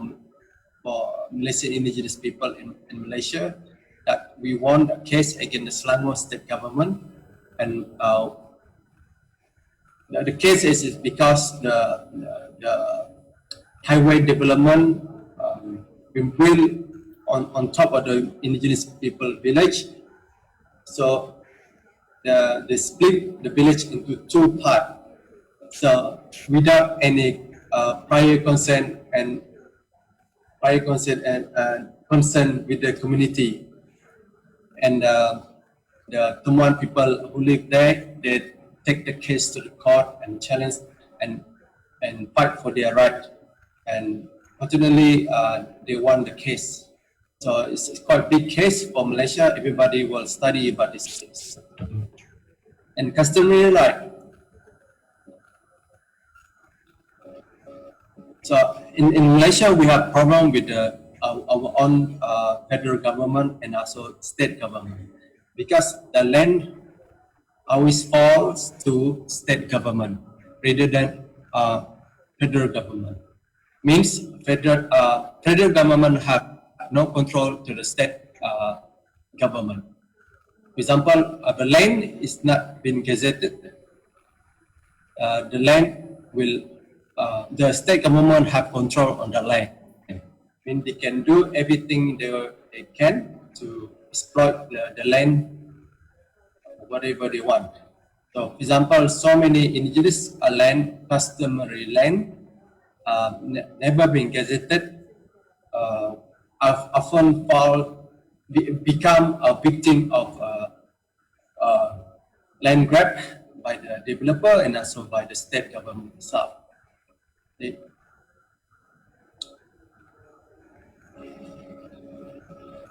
So even though the land is not gazetted, but this is still common law and native right for the things on the land. It is indigenous right, and it is under the common law, and in that itself actually give us Orang Asli a right to reasonable and fair compensation for any acquisition. This is based on the Sagong Tasi and state, Selangor state case. So, and not just development. Also, this is also happened on the resettlement program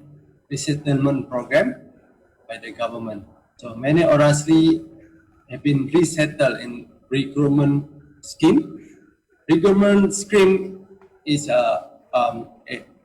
so-called effort by the government to providing better services and improving the social economic condition. And some resettlement program have been have been success, while others face some problem. I like to state that the problem that I mentioned in this slide is when the indigenous people live in the new area away from the traditional land, they lost their connection to the land already, and the jungle, the way the previous village, where the original village are, is gone. Means they've been moved to completely new area, completely away from the forest, completely right somewhere in the city, and they have problem on adjusting their lifestyle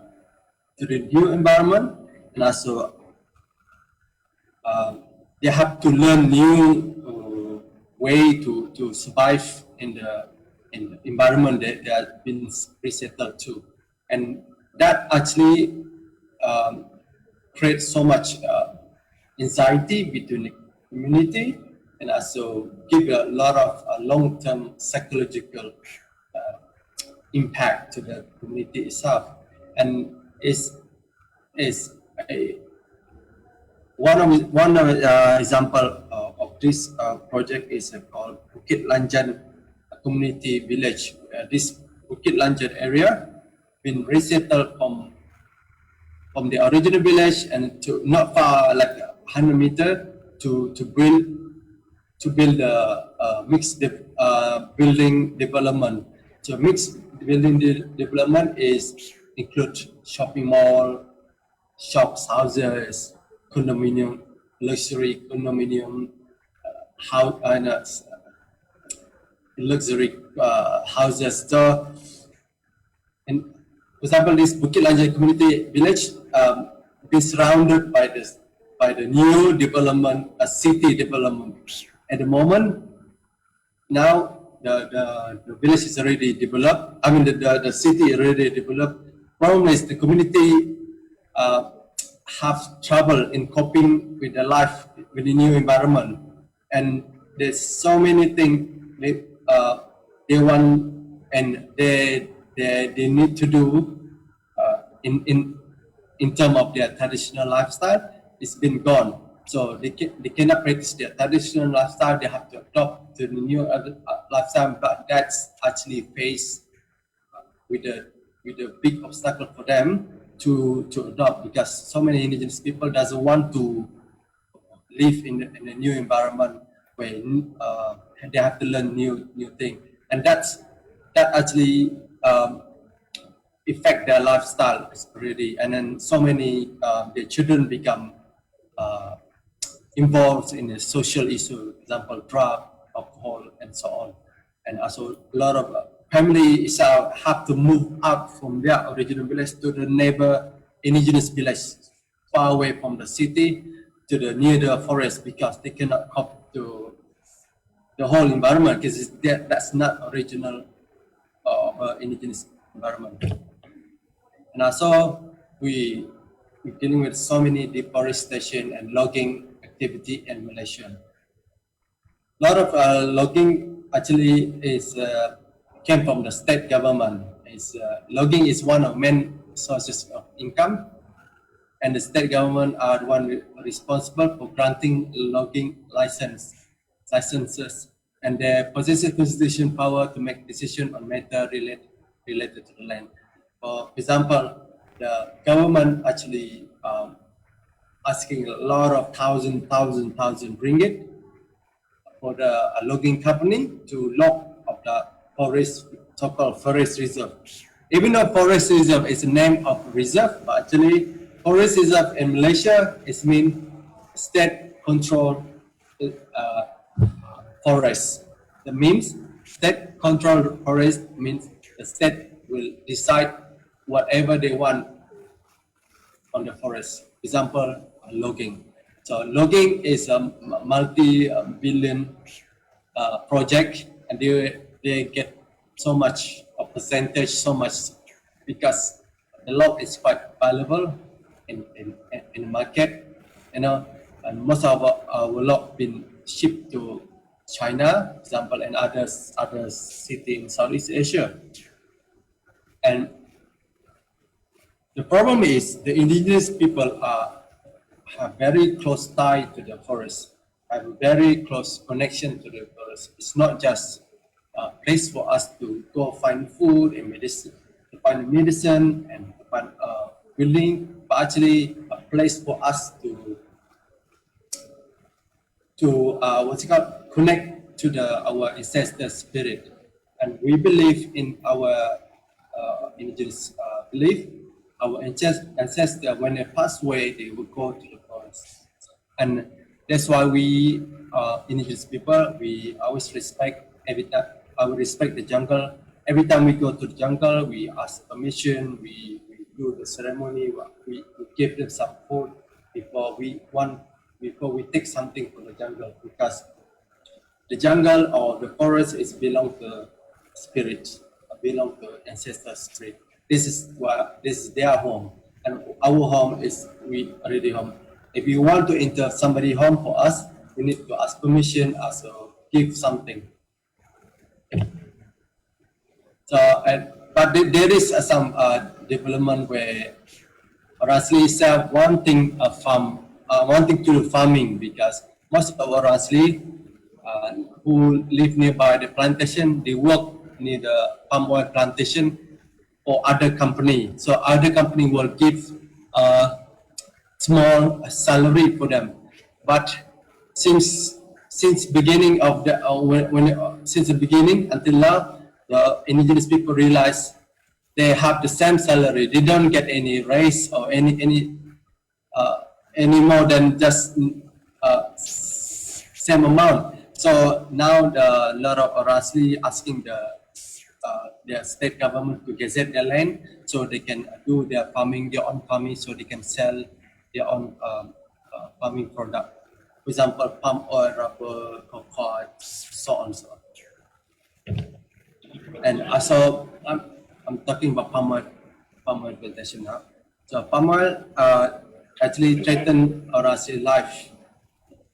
and also our culture. I forgot to add another culture. So the demand of palm oil in the world is quite high, because palm oil been used in many products around the world. So growing demand of palm oil is, I think, as Orang Asli fight for his right, and that's actually what happening in Malaysia at the moment. We still fighting to keep our forests, so we still fighting to keep to fight for our right in land right, and also our human right. And there's so many deforestation happening in the jungle at the moment, and we afraid there will affect to the loss of biodiversity and threaten the endangered species such as orangutan, tigers, and there's so many endangered species in our country. And yeah, and there's so many uploads.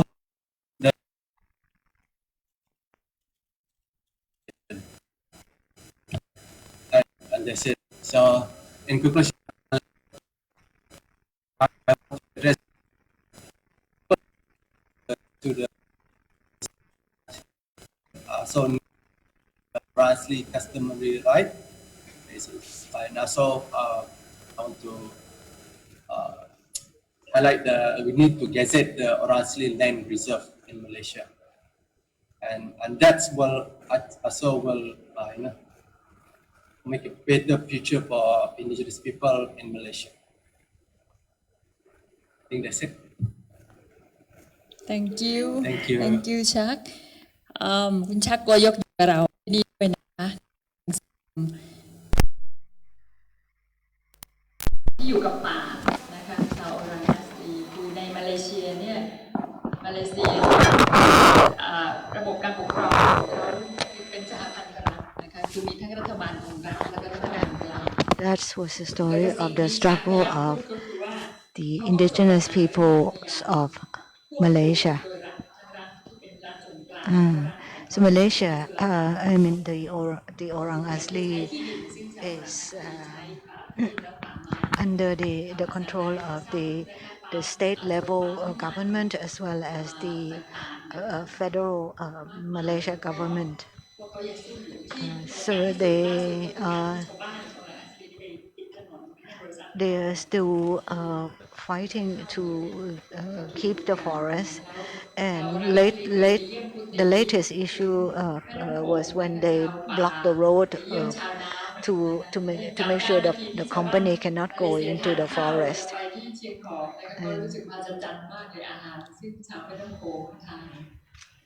Shaq, you still there with us? Yes. Yeah. Still here. Okay, so I'll ask if somebody want to like to ask you เชิญนี้ด้วยนะคะถ้าครูตีอะไรอยากถามนะคะขอสัก1 หรือ 2คำถามค่ะให้กับชักค่ะเกี่ยวกับเรื่องโอรังอาสลีมีใครไหมคะพิธีกรของเราทำท่าจะถามเชิญค่ะเชิญค่ะมีใครไหมคะ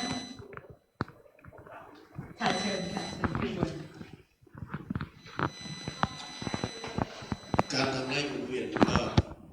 เหมือนกับเป็นวิธีการตกผลึกแล้วของมนุษย์ในการทำมาหากินกับธรรมชาติ to do what is it called? The moving the You were talking about the rotational agriculture, or they use the word in your slide slash and burn, and Ubon was our country like Thailand, no, it became illegal, no, that you do the rotational. Is it illegal in Malaysia as well? No, it's not illegal. No. Yeah, because the area is in the area of the indigenous people, and we have the right to do what we want on the land we live on. So it's not illegal. You mean specifically for the indigenous people, right? I mean for the normal Yes, Malaysian, they practice. I think at the moment we don't have traditional agriculture. I think based on their right of their land, so any other people also they still can do practice the rotational agriculture. ค่ะคือเขาก็ได้กล่าวก่อนหน้านี้ด้วยนะคะว่าสำหรับคือมันมีกฎหมายที่คุ้มครองชาวบ้านที่เป็นชนเผ่าเขาบอกเขายังทำอันนี้ได้ไร่หมุนเวียนเราคิดว่ายังไม่มีกฎหมายที่ชัดเจนที่จะควบคุมให้เป็นสิ่งผิดกฎหมายอันนี้ก็คือสิ่งที่ชักตอบมีสัก more question?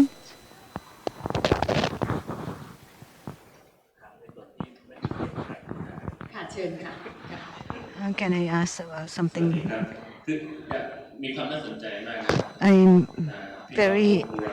It's interesting about the situations of the Orang Asli because they also have areas connected to Thailand. I just wonder if there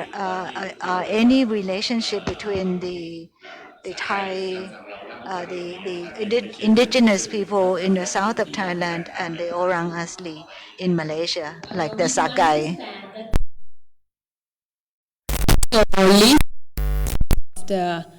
At the border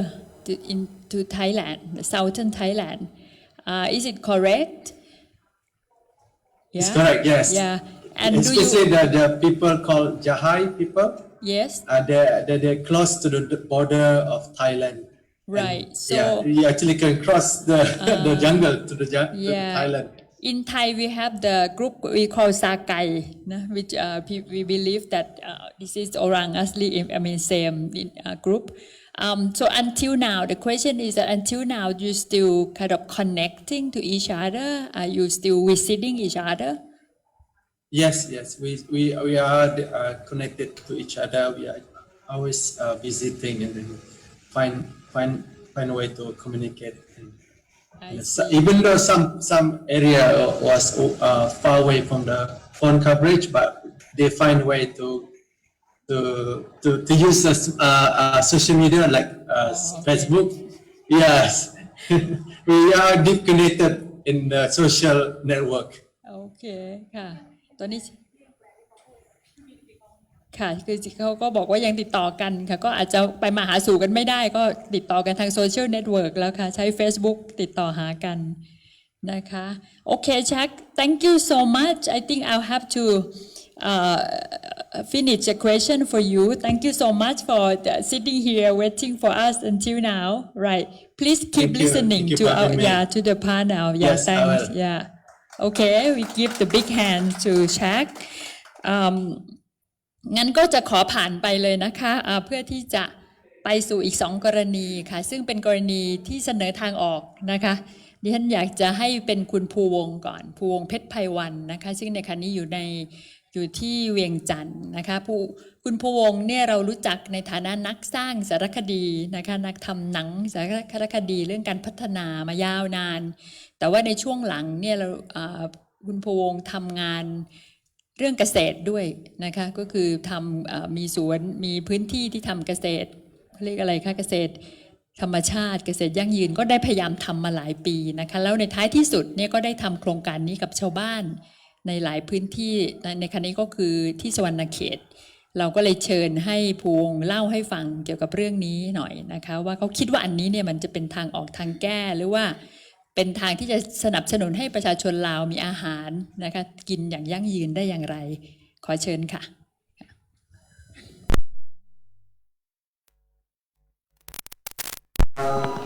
เป็นยังมากับพระเจ้ามีมูลในภาคพื้นหลายเดี๋ยวภูวงศ์พูดแล้วที่เป็นวิดีโอเราหรือว่าที่ใช้ตัวเจ้ายังต้องฉายวิดีโอภูวงศ์ก่อนเนาะจึงสิเขามาเจ้า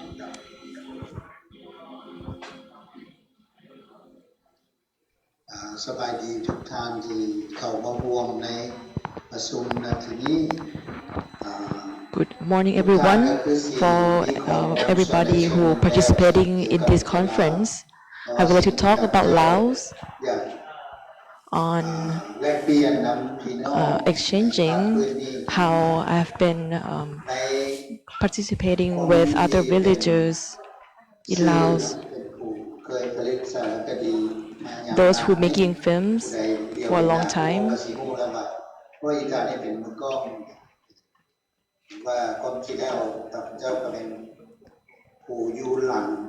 I've been working on the background of working short films.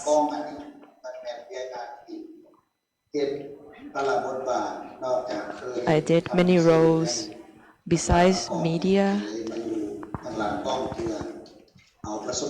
For now, I've been working a lot behind the scenes, taking knowledge I received from the villagers to further the knowledge on academic level. This is the job that I really love. I've been working a lot with the friends in the media, together with community members. We call it the media for development. For nowadays, my role is also changing. Besides making media for people to understand our struggle. But what is important is how we invited the real actor to have their voices in. We did workshops together with Project Savannah in Thailand. How we maintain the sustainable knowledge. We call it community.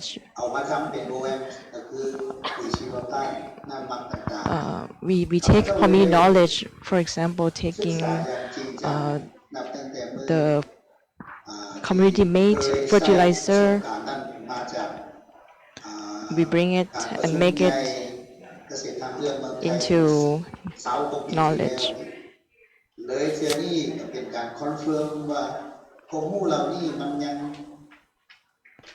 เมืองลาวยังบ่ทันมีผู้ใดเตรียมตัวหลายปานใดมีจำนวนนึงที่เฮ็ดก็บ่ได้เฮ็ดกันจริงจังฉะนั้นผมก็เลยได้มีโอกาสได้เอาแบบนี้มา So after I learned about the alternative agriculture in Thailand, we try to work on it.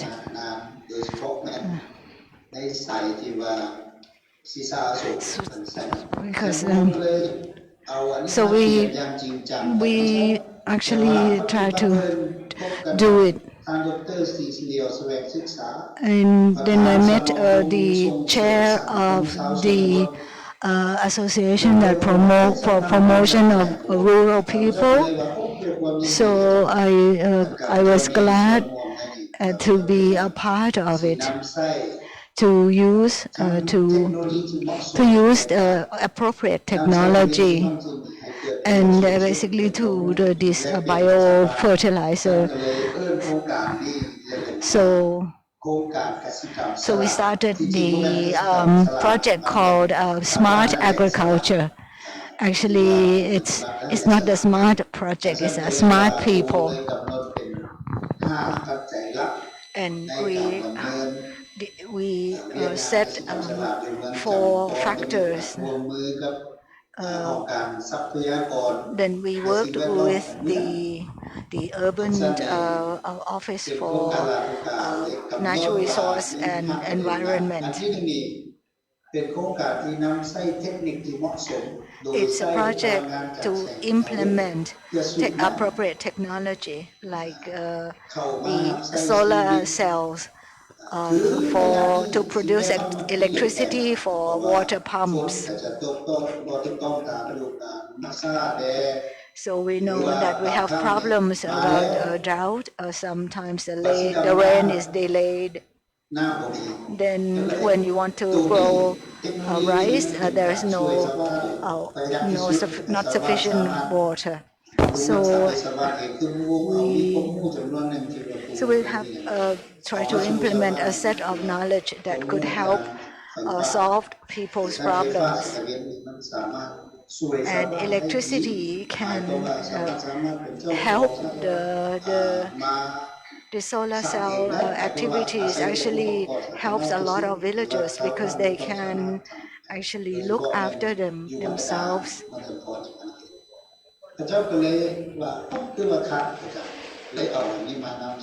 So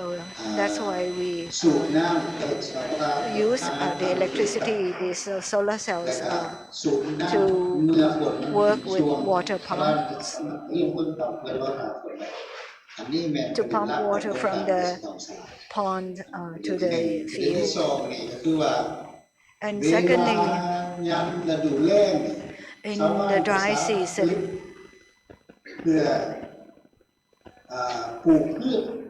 we also can grow some crops. This is the flooded area, so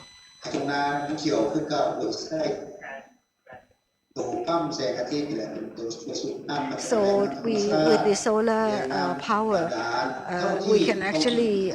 help. It actually helped a lot for the villagers to be able to grow crops in the dry season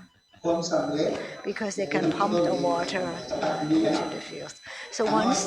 they see success,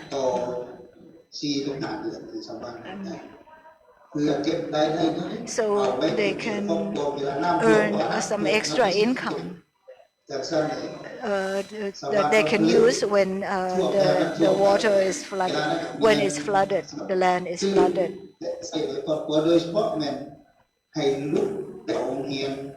So and they have when they have money, they are able to pay for the extra costs for the children going to school.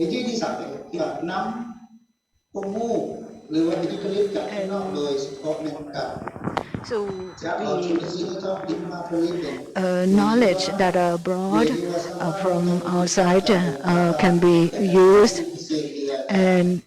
here is when you want to make this biofertilizer. and we try to look for what resources are available in our villages. We've got lots of leaves so that we can gather them in order to make compost.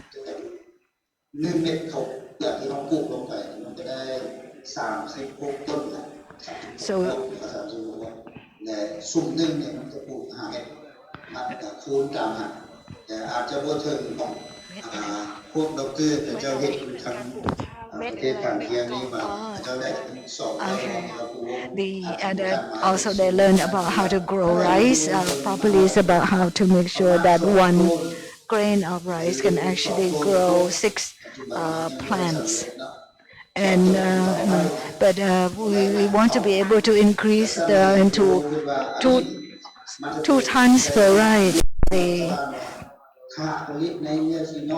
So because this one of the have not so much land,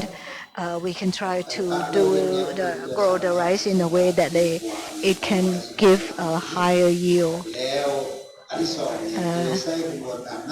Then we also do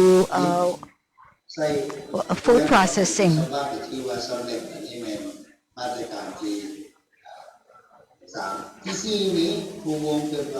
No, so we try to exchange all the information about the experience people have in experimenting with all this appropriate technology, and a lot of people were interested. And then the number 5 is for the villagers to learn to have dignity.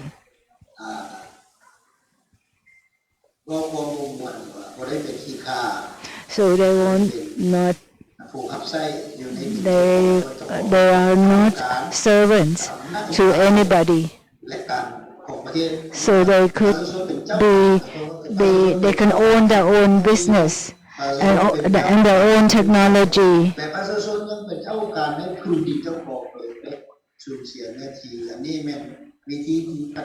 This is all these like the ways of thinking in order to contribute towards sustainable development. So these were the goals of the association. So in order to ensure people's dignity and ownership of the land, ownership of their own of labor.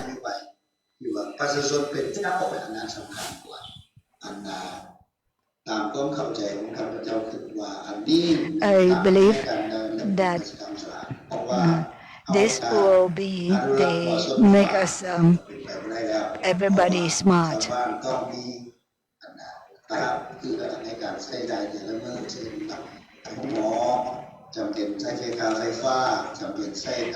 So they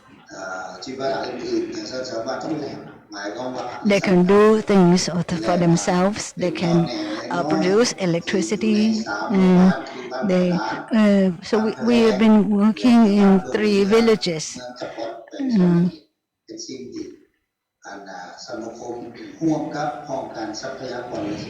So this is a project that the association works together with the government agencies that are looking after the natural resource and the environment.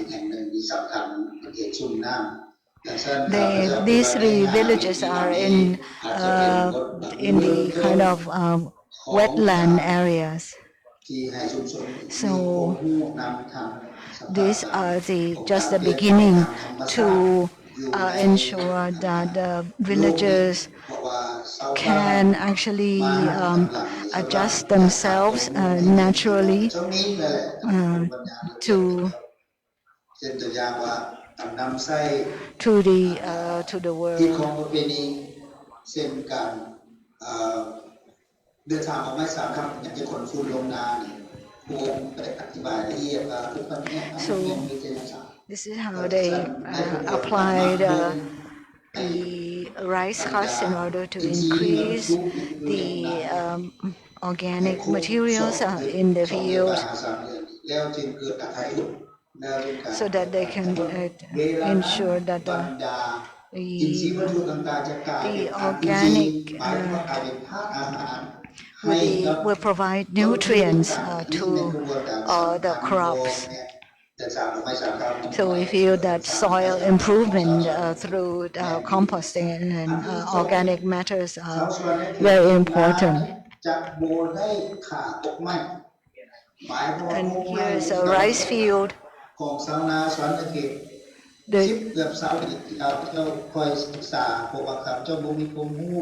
So usually people don't actually know much about the science of it,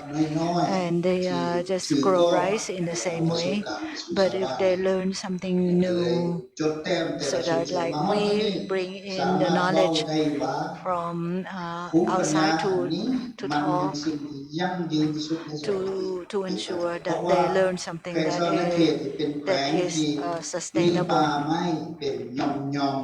In Sawanakhet, there are still forests remaining in some parts.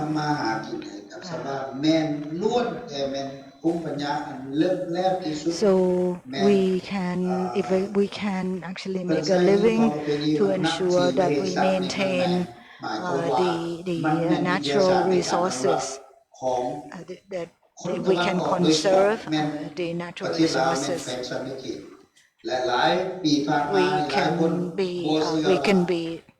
We can have a sustainable future.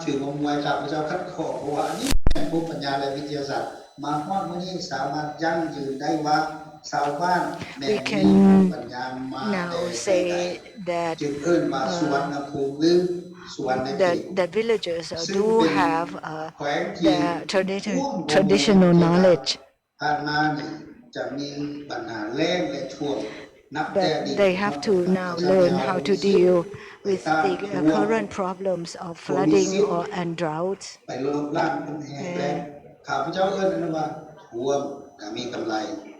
So we can actually be able to earn a living from the floods as well. So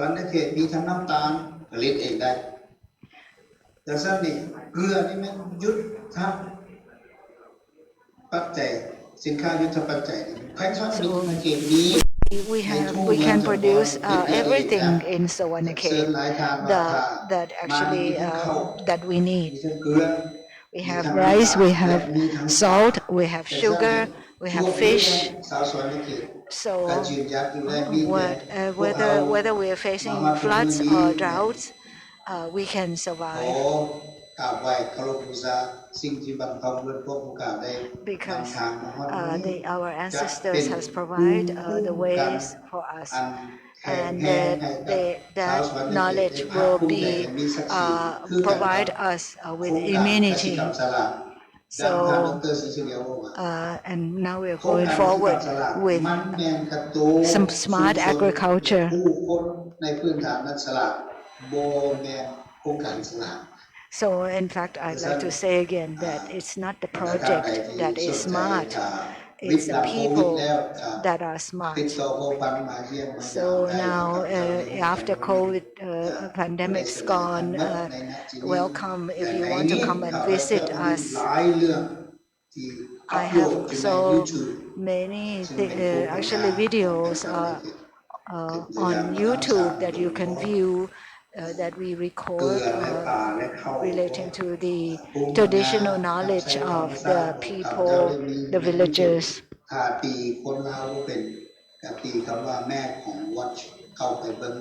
And so you can go and visit on YouTube. So thank you. Thank you to the organizer of this seminar. I'm very pleased and honored. So please, after COVID, come and visit. Thank you very much. เราดีหลายเสียดายอันเสียงอยู่ในวิดีโออันสีขาดหน่อยหนึ่งเนาะพวงยังอยู่พี่น้ำเฮาพวงยังอยู่นะคะแจ็คสองคำถามให้พวง Kun Phuong is still online, so anybody has any questions? กับเวลาค่อนข้างน้อย We have not much time, but please. มีใครไหมคะมีคำถามไหมคะเชิญคุณตีเหรอคะเชิญค่ะ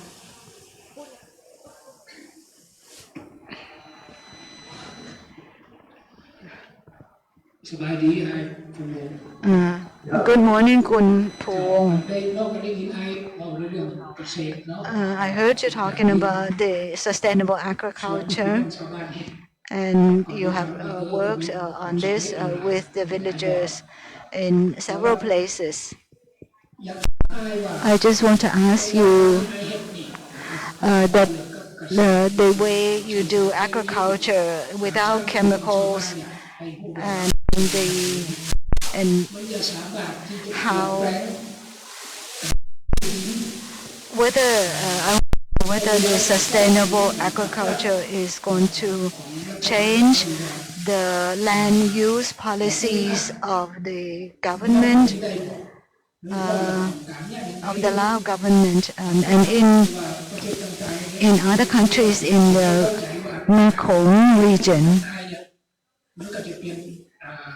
so that the people, the governments know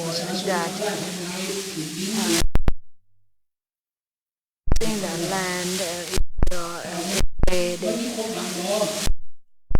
your way is it going to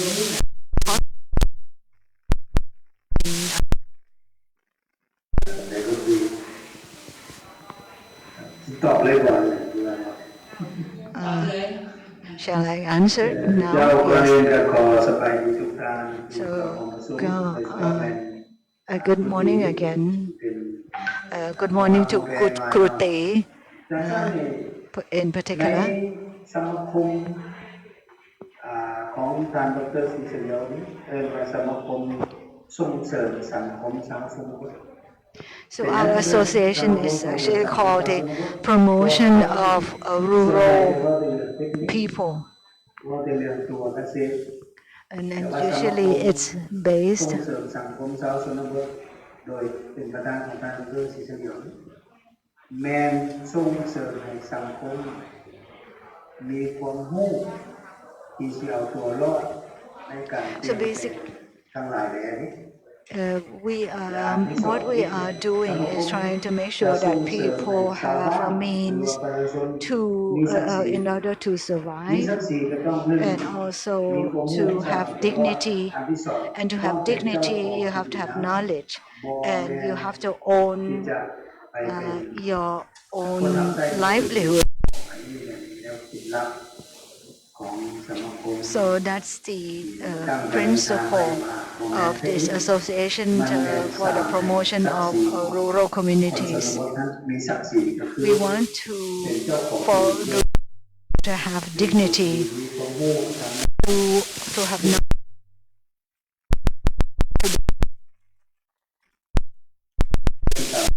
particularly doing organic agriculture and natural agriculture. So we call that smart agriculture.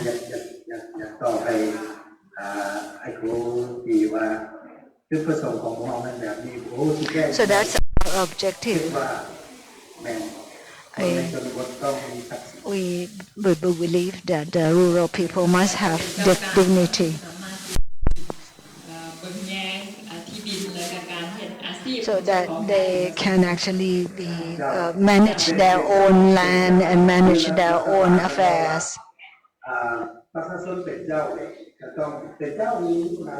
So the people are masters of their own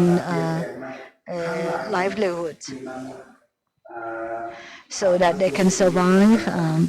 through all the changes that are happening around them.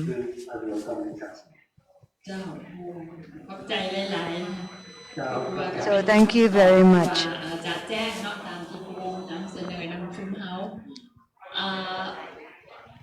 มีใครอีกไหมคะถ้าไม่มีก็เจ้า If no other answers, thank you very much. แล้วก็หวังว่าสิฟังพวกเขาต่อไปนะ I hope you remain with us until the end of the seminar today. Okay, so maybe we'll see you after COVID. Thank you. ขอบใจทุกท่านขอบใจผู้จัดด้วย เจ้าขอบคุณนะคะคุณครูมิฉันขออีก20 นาทีนะคะสำหรับวิดีโอสุดท้าย 20 minutes more for the last video ดันนูแลนด์นะคะในพม่านะคะซึ่งชาวบ้าน Danu Land in Myanmar. มีไฟฟ้าทำไฟฟ้าด้วยตัวเองนะคะไฟฟ้า This is a project where the villagers produce their own electricity through a small hydro. ซึ่งเป็นการควบคุม CPU สัก10 กว่านาทีบวกด้วยภาพของชาวบ้าน So we have a video explaining and also the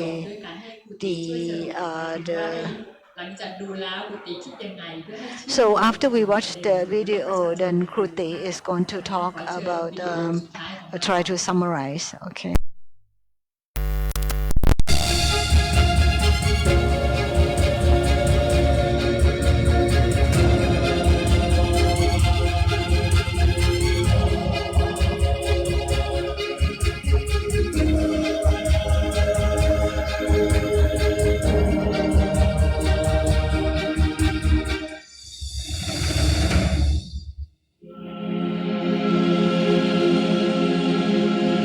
Hello everyone,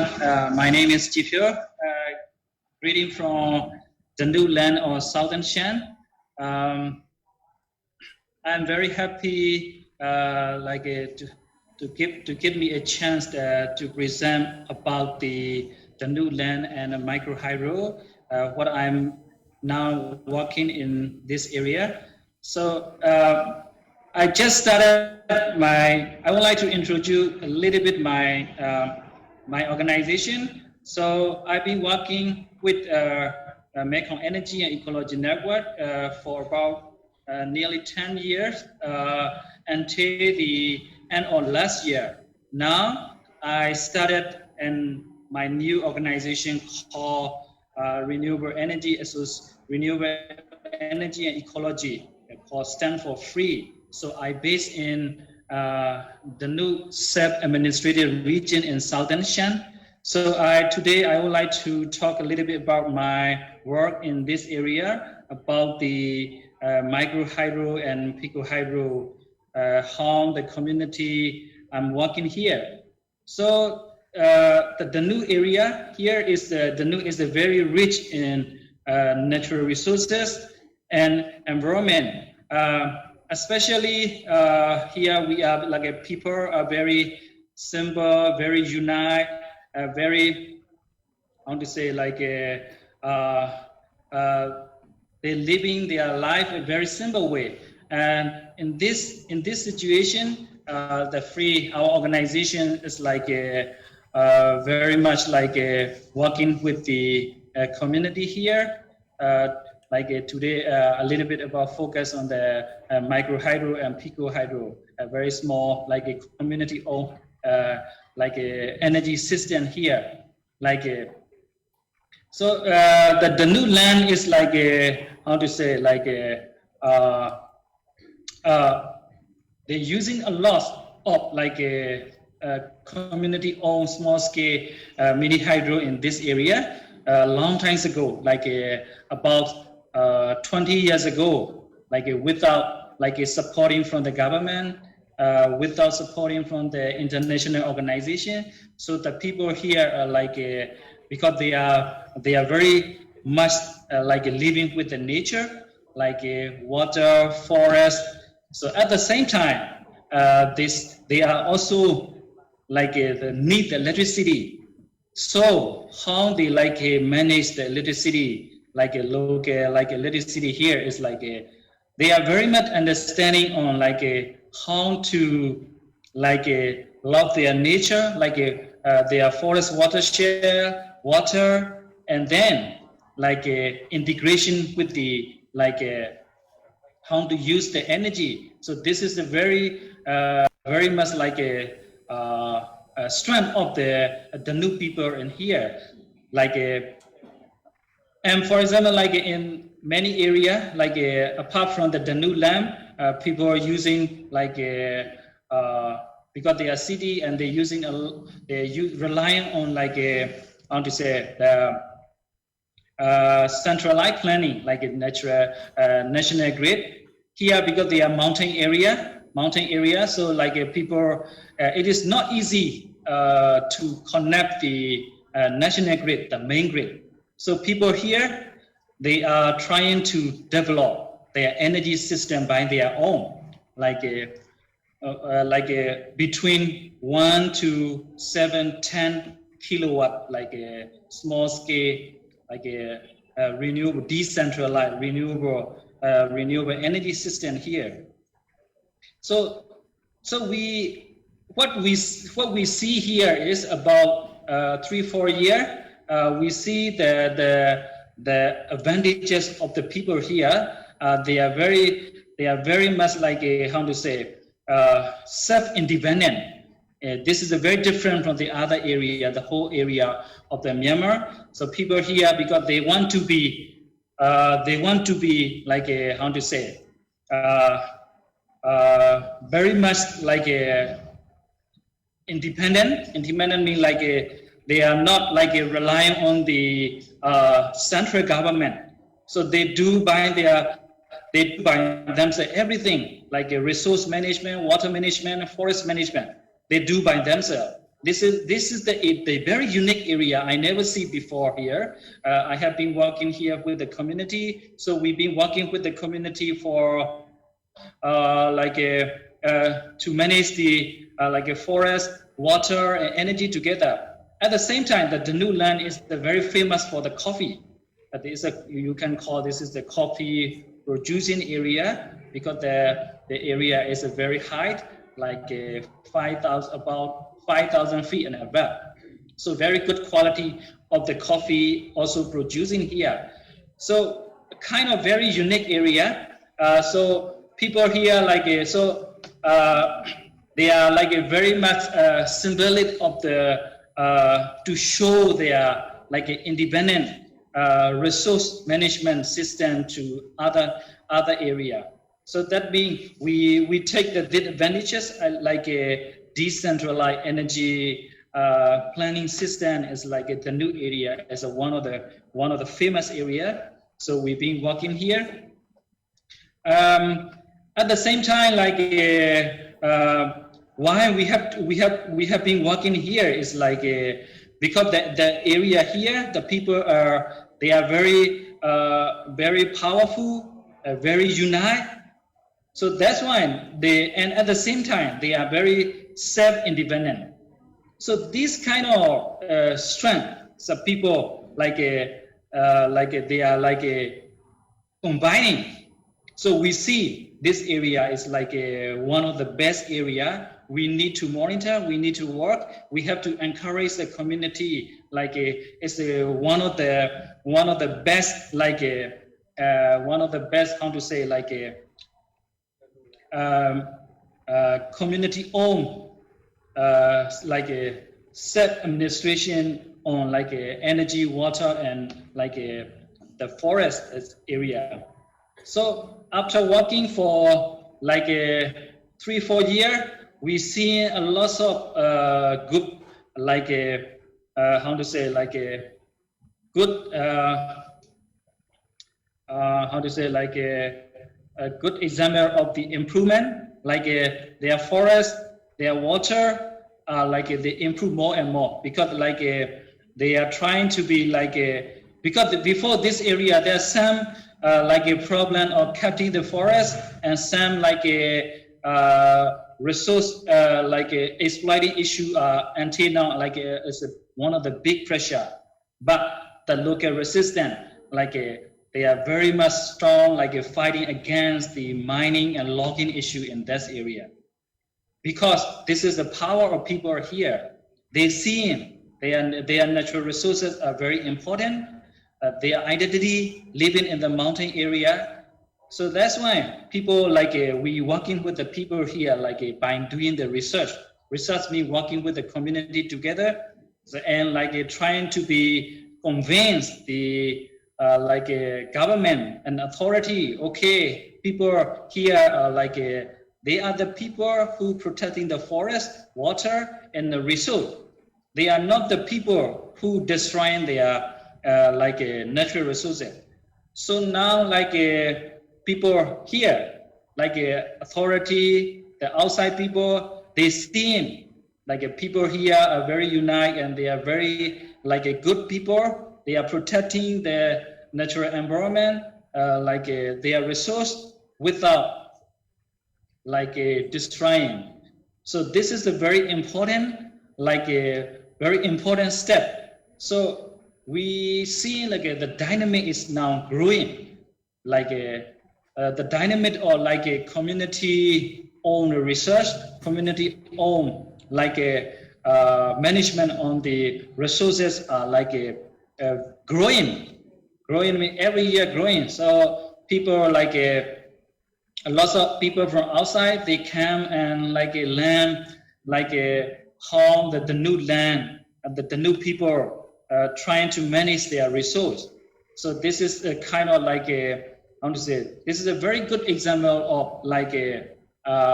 dynamics that we show in the outside people. Not only the outside people, but also the government, local government, central government. Okay, this is seeing we already the new people. They are one of the best community who managing the resource quite well. So this is the kind of strength of the people from the new people. So we are keep working on the Danu Land, more a sustainable area. For example, we also trying to work in on the cooperation between the Danu Land, the forest area, the green zone area, Greensland area, and the dry zone. Because the dry zone, the city dry zone, Mandalay, the big city, and the dry zone, because they are connecting. So we seen in one day, the conflict between the mountain people and the city people is some example in Thailand. Because the government trying to be trying to move the people living in the mountain out, because of they start seeing, okay, that the mountain people they should not live in the watershed area. So we are seeing this kind of a resource conflict, and also the central government and the city people seeing the use of the resource. That's why we're trying to be encouraged and working with the mountain people, not only the nude mountain people, but also the city people and the dry zone, how to cooperate, working together with the dry zone and the green zone of the mountain area to protect the water forest together. I think this is very important for the not only for the Myanmar, but also for the the resource with the dry zone, how the new people living in this mountain area for as a sustainable way.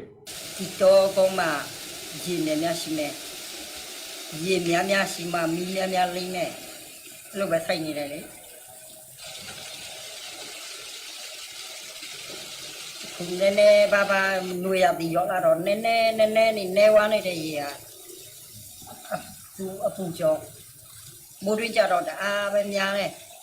bố chăm ấy, thì to để giống đi qua thì gì để như thế chọn không bao mấy bỏ, thì như thế à chọn lại gì để mà thuận theo đúng bỏ, đó trong vô gì này mà gì mẹ thuận theo mẹ, gì mẹ vâng theo mẹ, mình mẹ lên theo mẹ.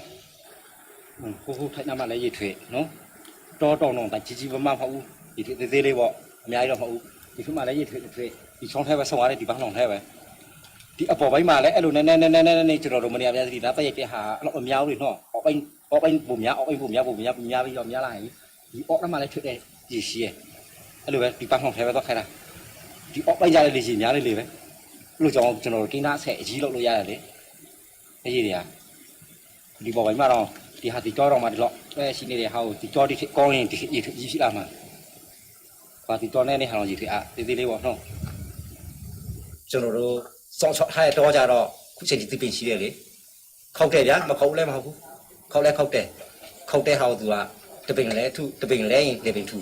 rồi nè mà cái gì này bỏ hai này lúc lại thì cho đi xí đấy qua cho nó được giá phụ chỉ đấy chỉ đó cho nó được đi theo con bộ ví dụ con thấy đấy xin này lúc rồi tìm nhà gì vào số mấy mà chị mày lấy thì gì ăn gì mà cáo đam mê cho nó được thì khu lộc thái này gì ăn gì cho nó ra cụ ra lộc thái hào bộ ví dụ lộc xin này và lộc lê số đó cái gì này cho nó được mấy thúng này giá mấy thúng đó em mấy thúng này bộ cho nó mà mấy lấy này cái gì xin bà nhà mẹ em là biểu thì quy về xin này cho nó gì mà xin cho nó mấy lấy một nó gì mà xin thì mấy ta bệnh mà lên này gì mà biết đâu bên này gì xí ong nhiều, bây giờ thấy nhà mẹ rồi tít cho đi xí mà lại gì thuê để bỏ, rồi trong cho nó tít cho thấy nhà mẹ, tít cho lọc nhà mẹ,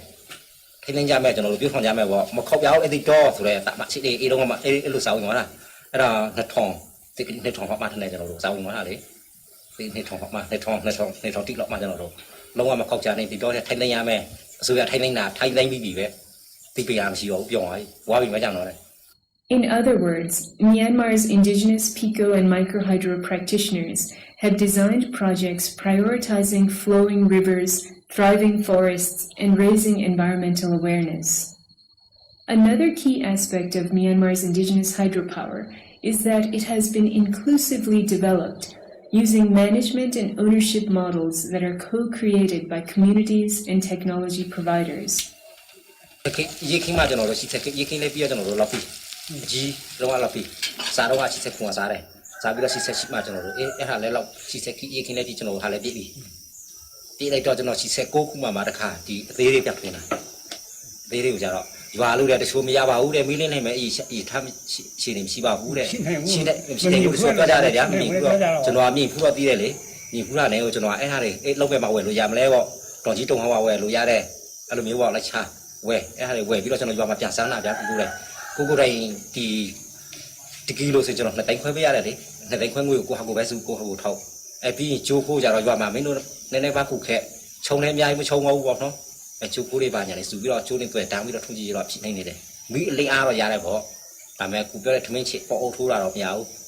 alo mới đi tông sao biết rồi khẹ rồi nó thắt lông này qua chọn lông chi bao biết rồi mà nó rồi vào bông nó chỉ trông bọn nó thì bông đó chỉ cho nhé cho nó rồi đi tại nhé thì cái xe này anh xí để giá đi chủ thế mà xe này anh á thì xe này anh phong cho nhà cho nó anh tông thay để mi đi xí thuế chủ đề lắm mà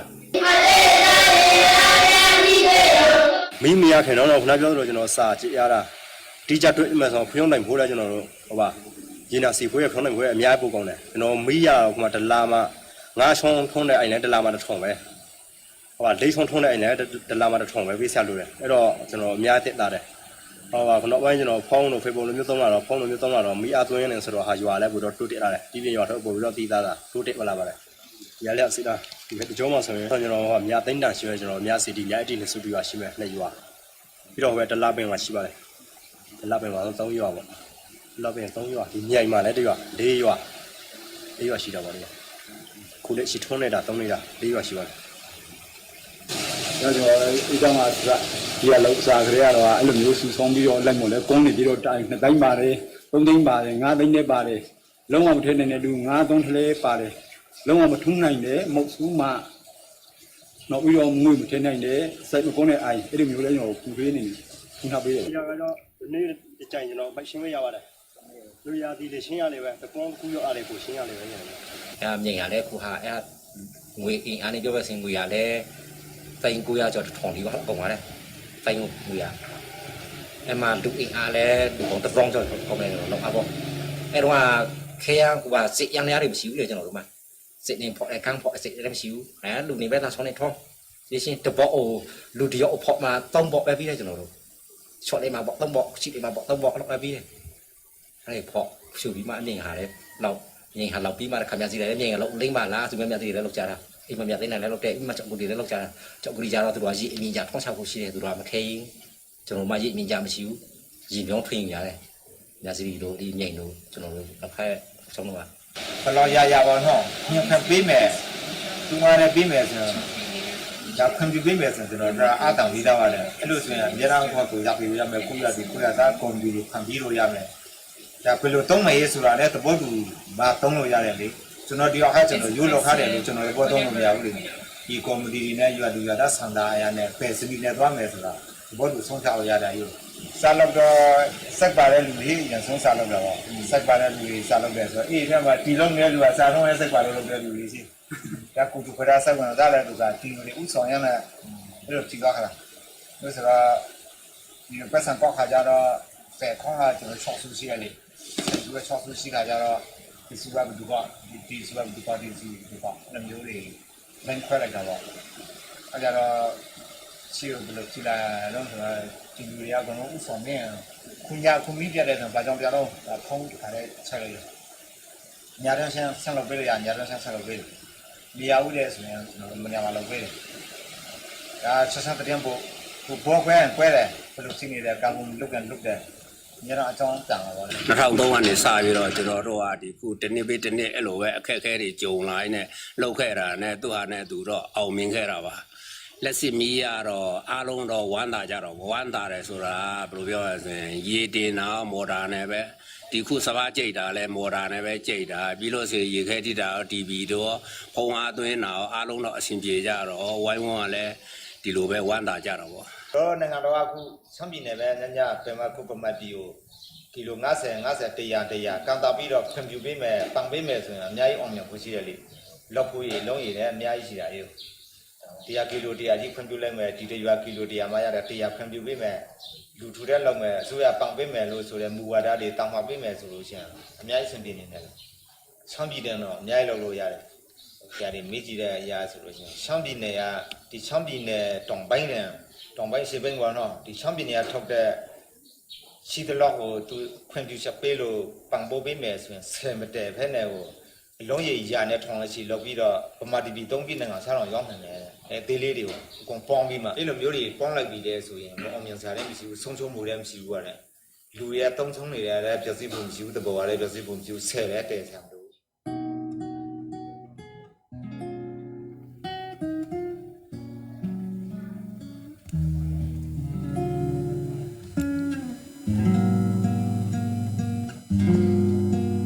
นี่ก็ไม่ธรรมดานะคะไม่มีอะไรธรรมดานะคะจากภูมิปัญญาการหาอยู่หากินจนถึงโซล่าเซลล์ที่ลาวของภูวงมาจนถึงSo we have seen how the villages have adopted from solar cells in Laos and now is small hydro projects. This confirms people's capacity to carry out technical work, and the villagers actually were expanding themselves. For example, and they were able to share the electricity for people who cannot pay as well. จีผิวไปแล้วเหรอคะทนรอไม่ไหวไปก่อนหรือเปล่าคะเหลือแต่ภูวงถ้าจีผิวไม่อยู่ก็ไม่เป็นไรนะคะเวลาเรา So if Jipiu is not here, it is bad. So we wanted now Kun Kruti, Kun Niwat, Roikaew to give to talk to us for about 15 minutes. จนถึงวันนี้นะคะ So because we have discussed from yesterday. ต่อเข้ามาจีผิว you there โอเคค่ะถ้าใครมีคำถามจีผิวถามเลยดีไหมคะ So anybody has any questions to GPU? Yes. And you can do it we can now. hear you clearly So maybe one or two questions for you if somebody ถ้าเกิดมีใครมีคำถามก็เชิญเลยค่ะ ค่ะเชิญค่ะ จะถามว่าเขาอะและชุมคิดว่ามีปัจจัยอะไรที่จะทำให้ดำรงรักษาสิ่งที่ได้ดำเนินการอยู่เนี่ยต่อไปในภายภาคหน้าได้และมีอะไรที่เป็นข้อกังวลที่จะทำให้ไม่สามารถที่จะดำเนินการต่อไปได้ข้อกังวลหลักๆขอบคุณค่ะ I think the question is that you think what the Danu Land people are doing now is sustainable in the long run. Will it be there? And if you have any concern about the sustainability of the project, what they are? What are they? Yeah. Yes. And, one moment, maybe another question, then you can just answer. อยากถามเรื่องการ ถามเป็นภาษาอังกฤษค่ะ Okay, hi Thabyu, Rin from International Rivers. So thank you so much for your presentation, and we appreciate about your work with the community. And I would like to ask about the influence on the energy policy in Myanmar, because of I think it's very best practice in your country, and it show about the strength of the community, and how to use this kind of a best practice to take it into the policy in energy policy in Myanmar. Yeah, thank you. Thank you for the question. For the first question, currently the Danu Land is especially very peaceful land. A conflict, no like you can say no army here is very different from the other. Because the other area, like many ethnic area, we have a lot of conflict between the ethnic M group and also the Burmese army group of fighting very often. But the Danu Land is a very lucky. Here we are very peaceful, no conflict at all. But because of risk of natural resource, we are very worrying in the future. Because now starting, the climate change also already affecting. The other thing is like the main issue here is like the mining issue. Because there's a lot of resource of mining in the new area. So like so the people. The local people, they are very united. They are trying to protest their resource, but unitedly, because like but until now, the new land is under the pressure of the resource exploitation plan, because the central government they give the concession to many local mining company in this area. But the good thing is the local resistance, the local power is still very strong. They keep they keep fighting these all mining company. But some company already exist and doing something. But many more they really want to do mining in that area. But the good thing is like they cannot do. Because the local resistance, the local people power is very, very strong, and they cannot do. So what I see is that the Danu is the very rich in resource, but at the same time they are under the pressure. There are lots of pressure by the outside, like not only the mining, but also the plantation and the other big company. They are really want to invest in that area, but until now, the situation is stay good. People power is very strong. So this is what I see. But in the future, of course, we have to protest. Local people need to protect more and more for their sustainable land. But okay, this is the maybe first question. The second question is here we are doing very encouraging, very promoting, and working together with the very small scale community-owned energy system. But we know that the current our central energy planning is very much the centralized planning. So every month, every time the changing, we have a lot of energy development planning are changing. But the good thing is the last dam project, they could not able to go forward because the government also thinking another alternative way. For example, instead of doing the building the last dam, so they are trying to increase the gas and other thing. So in this case, we also see the ground small scale energy planning is very important, and so we also working with sometimes with the parliament member and also a government official to see these advantages of small scale renewable energy system on the ground. You have to be pay attention to develop the whole country electrifying. You cannot be doing a centralized planning as a one way. You have to you can see the loss of strength on the ground working so you have to support them. You have to be, that means your burden will be reduced a lot. So this is what I see. The power of the people, community are very important. So now the government start recognizing the decentralized small scale energy planning on the ground. So we see in this, this is a very important to be electrify whole the country. We should not be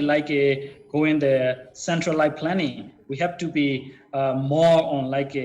dealing with the community participation and very small renewable energy solution is the most important and the most sustainable way. Thank you so much, Kyi Phyo. I think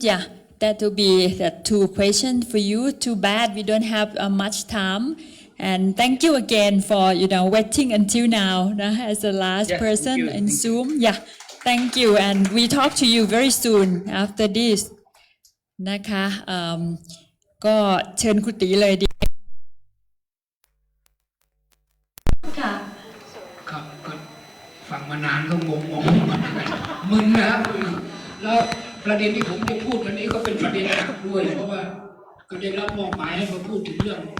ปัญหาทางออก Listened for a long time, so I may get a bit confused. And then what I'm talking, my topic I've given is how to make sure that the management of the river is in the hands of the people. But that's a very difficult topic because you can see that in the Mekong region there is no rights. The rights of the people are not there, is actually absent. So it's a big problem for us. What we can do. Listening on the issues in the Mekong region for a few days and also including today, you can see that development in the region has been going on for quite a long time, and we already see the impact of this bad development in the past, and actually the impact on the people along from the upstream down to the downstream of Mekong. And because this is because the development of the Mekong region has been exploiting, grabbing the important resources of the people, that is land, water and forest. So land, water and forest have been taken from the people by the government and by companies. And land is very important. Water is important to people's livelihoods and forests as well. And the development in the region in the past have destroyed all these three key resources. And you can see that in our neighboring countries as well. A large-scale agriculture, large-scale monoculture is happening everywhere in the region. The use of chemicals, the grabbing of water. Water is essential to people, and is actually the biggest problem now in the world, too. You can see there's rainfalls have changed, and now water is used a lot has been by the industries, and these large industries have more access to water. In the future, I'm sure we will have to buy water, bottled water. And forest as well is actually the source of our lives. And you can see the forests in the Mekong regions have been mostly destroyed. And the remaining forests have been just recently cut down to grow the different crops like banana and rubber. So you can see that development in the Mekong region has been destroying the natural resources. We don't blame it on any one country. Every country does the same thing because they've been dominated by the capitalist thinking. So it happens in from the Japan, Australia, and Thailand, and everywhere. But it depends on who. We could see it everywhere, but it depends on which country wants to grab more. I mean, you can see some countries coming in, other countries coming into Mekong. And it could be a give and take with other countries too. So we cannot blame any one country in particular. And another thing is that this type of development actually demands more energy. So what I want to emphasize so that you could see it clearly in terms of the problems and the solutions is the Mekong River problem. We know that Mekong is a large river that goes through so many countries. Without the Mekong River, we will not have any countries in the Mekong region. So we are actually the Mekong River feeds everyone in the area from way back in the past. So no, and it has gone through so many eras of colonial power. No. And there was a period when actually the Mekong River was left by itself. That was during the war. So during the war, now afterwards, after the war, a lot of change occurred because more effort was being carried out in terms of economic development in the region. What's clear can be seen clearly is that is the volume of water. The volume of water in the river is the biggest problem now, because if the water level fluctuates, then it affects everybody. Because if the river flows naturally, freely,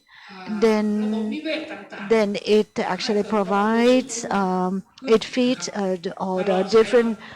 ecosystems throughout the river. But now it's been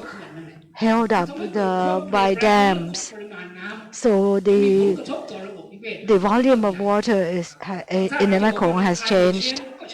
We can say it's because of climate change. It's true, that's part of the problem. But the other problem, particular big problem, is the disappeared water, the water that has disappeared. And right now, even South Wind is actually facing the problem too.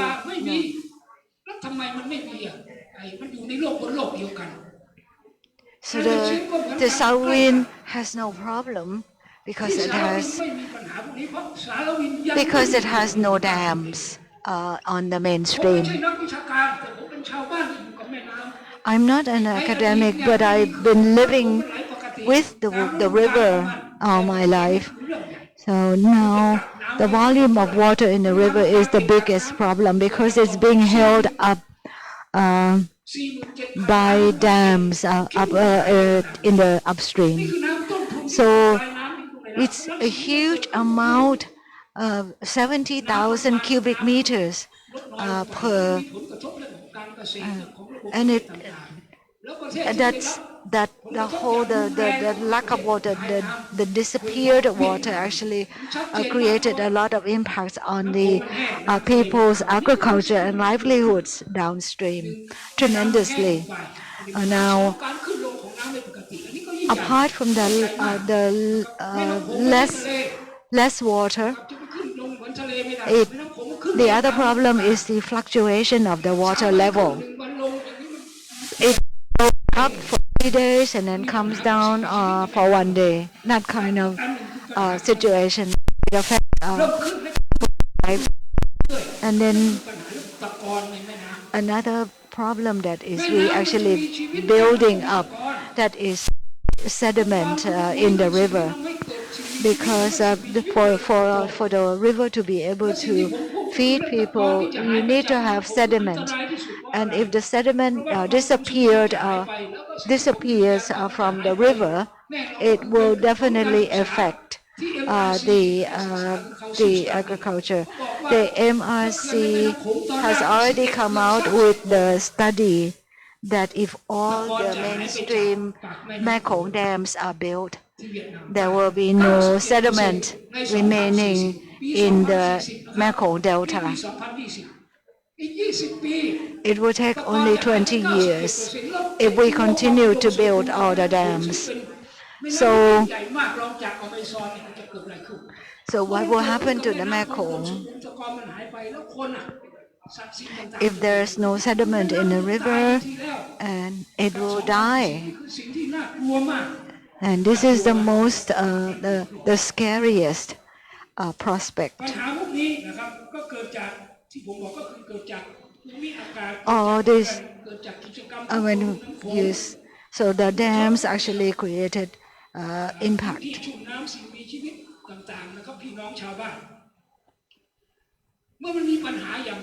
So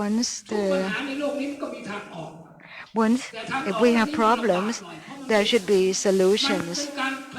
But the problems for the Mekong, the solutions for the Mekong River is a little bit more difficult to find or to be implemented, because only the small people are making noises at the moment, and they don't have any power to change the situation. So the biggest obstacle is actually politics, because there are different politics in the region.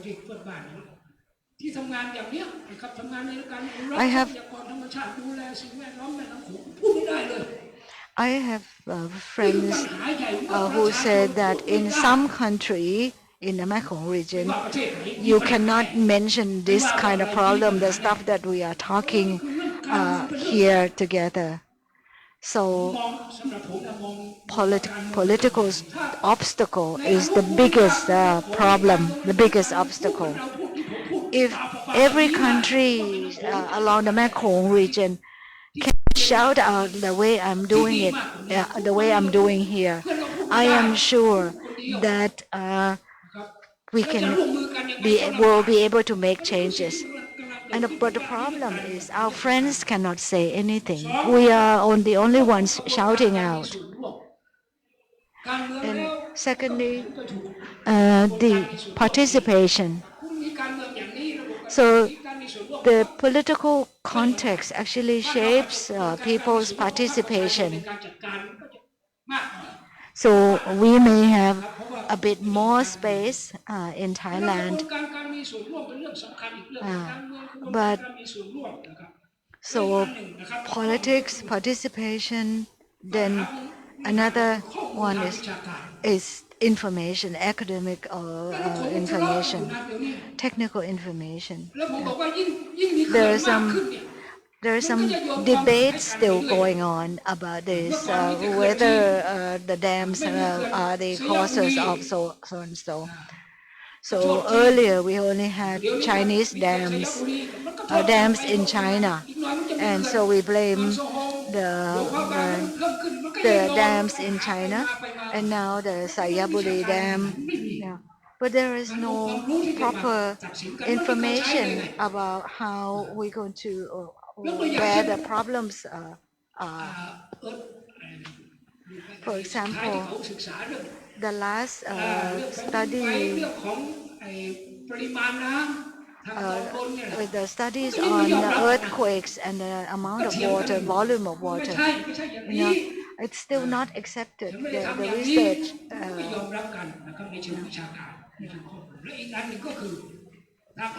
Another problem is, the other problem is about the information that the people have, because they live with the river.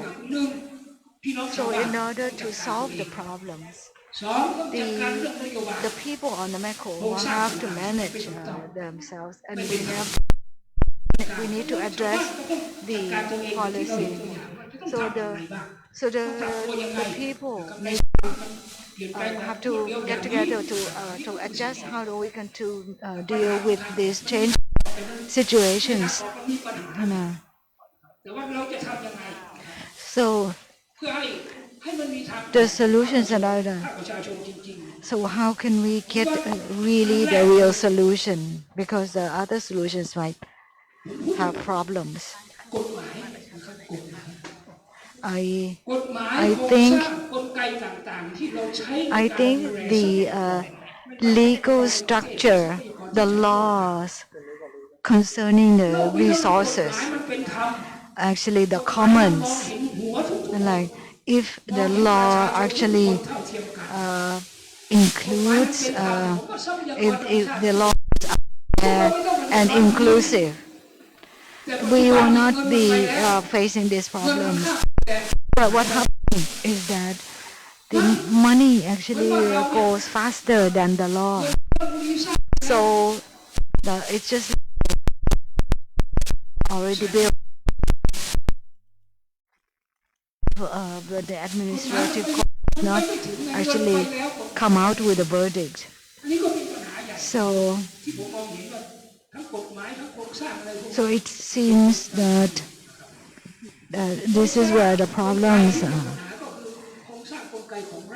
Another problematic structure is the government structure, and also level structure like the MRC. And because only at the regional international level we can actually introduce this transboundary accountability kind of issues. And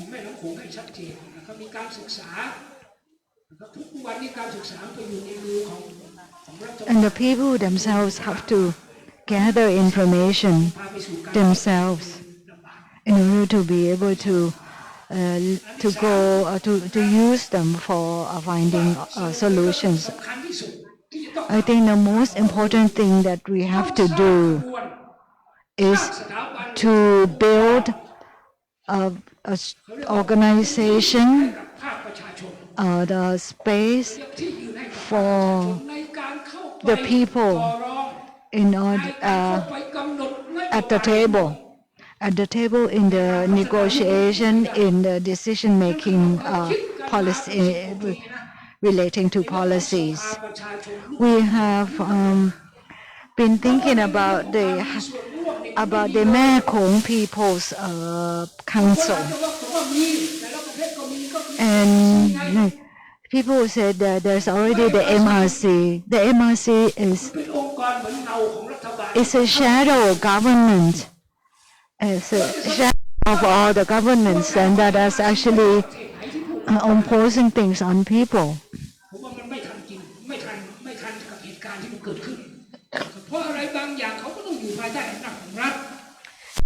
The MRC is basically under the government.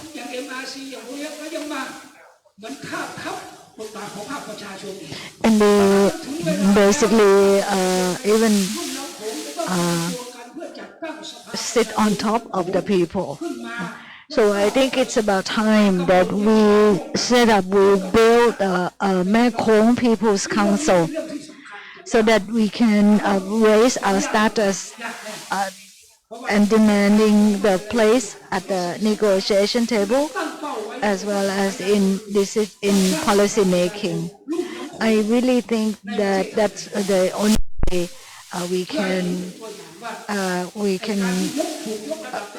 the only way that has the potential for us being able to change the future.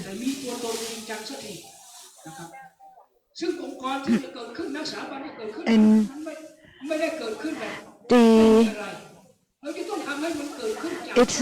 of course it's not going to happen out of nothing.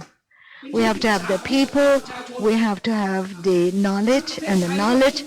comes from the academics, and we have to have, maybe we need the expertise of at the international level. Then we have to invite them. If we can start setting up one in Thailand, I'm sure we can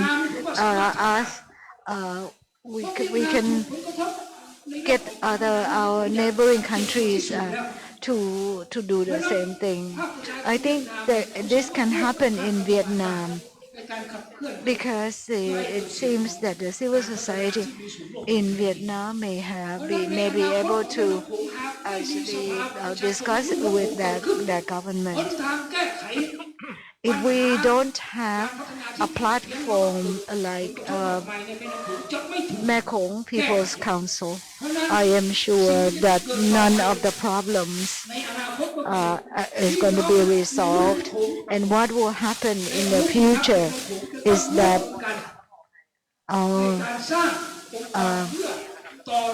so we must get together in order to build our organization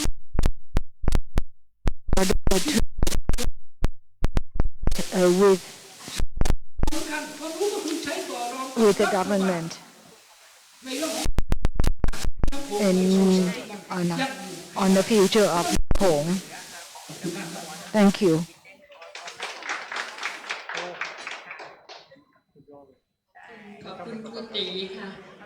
Thank you, Guti. Can you imagine if we have a Mekong People's Council? What will the atmosphere be like?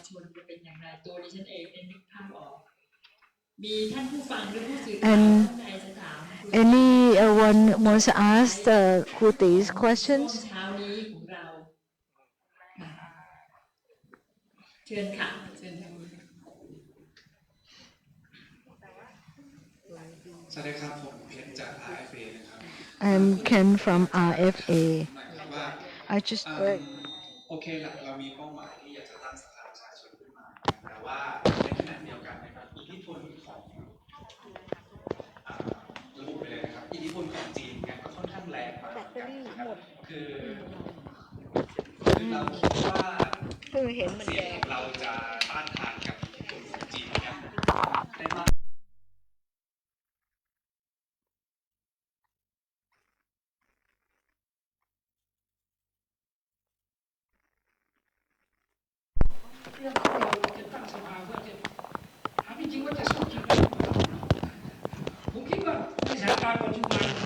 I think the current situation is actually appropriate for setting up the People's Council, because if you look in the past 20 years, you can see that China is coming south. So it's really coming south fast, but we don't see the other countries that can actually come and balance the power. We only have small countries in our region, but right now we can see other countries coming in. So China has LMC and the US has LMI. So there are several countries that have this type of organization. So China has their own policy, the US and Japan, Australia. So I think it's just the right period to ask, where are the people?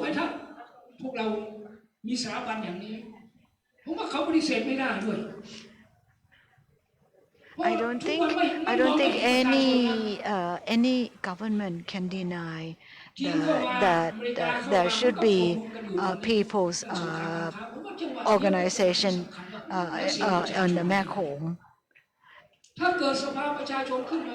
If we have the Mekong People's Council, then we can actually tell China that the way you've been doing is actually destroying the Mekong. And what is wrong about it?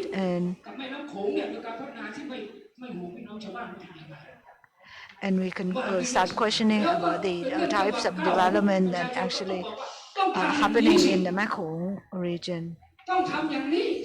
And at the same time, then we can propose what we want. So, okay, if you can go ahead with development, but we have to be able to say what needs to be protected. This is to create some kind of a balance.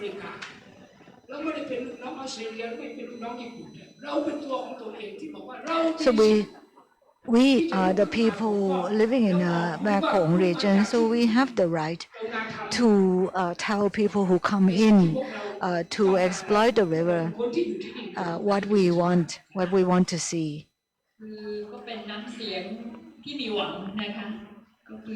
So it sounds that quite. It sounds like it's quite hopeful, because we are not going to fight, but we want to be able to have a voice. So I am sorry, but we have to stop here, because even though we started early, we cannot finish everything. The old schedule is actually for that we will come back at 1:30. So thank you very much, everyone. Kuti, Niwat Roikaew, Kun Vichai from ETO Watch, and also our friends who are sitting here with us all through. Thank you very much.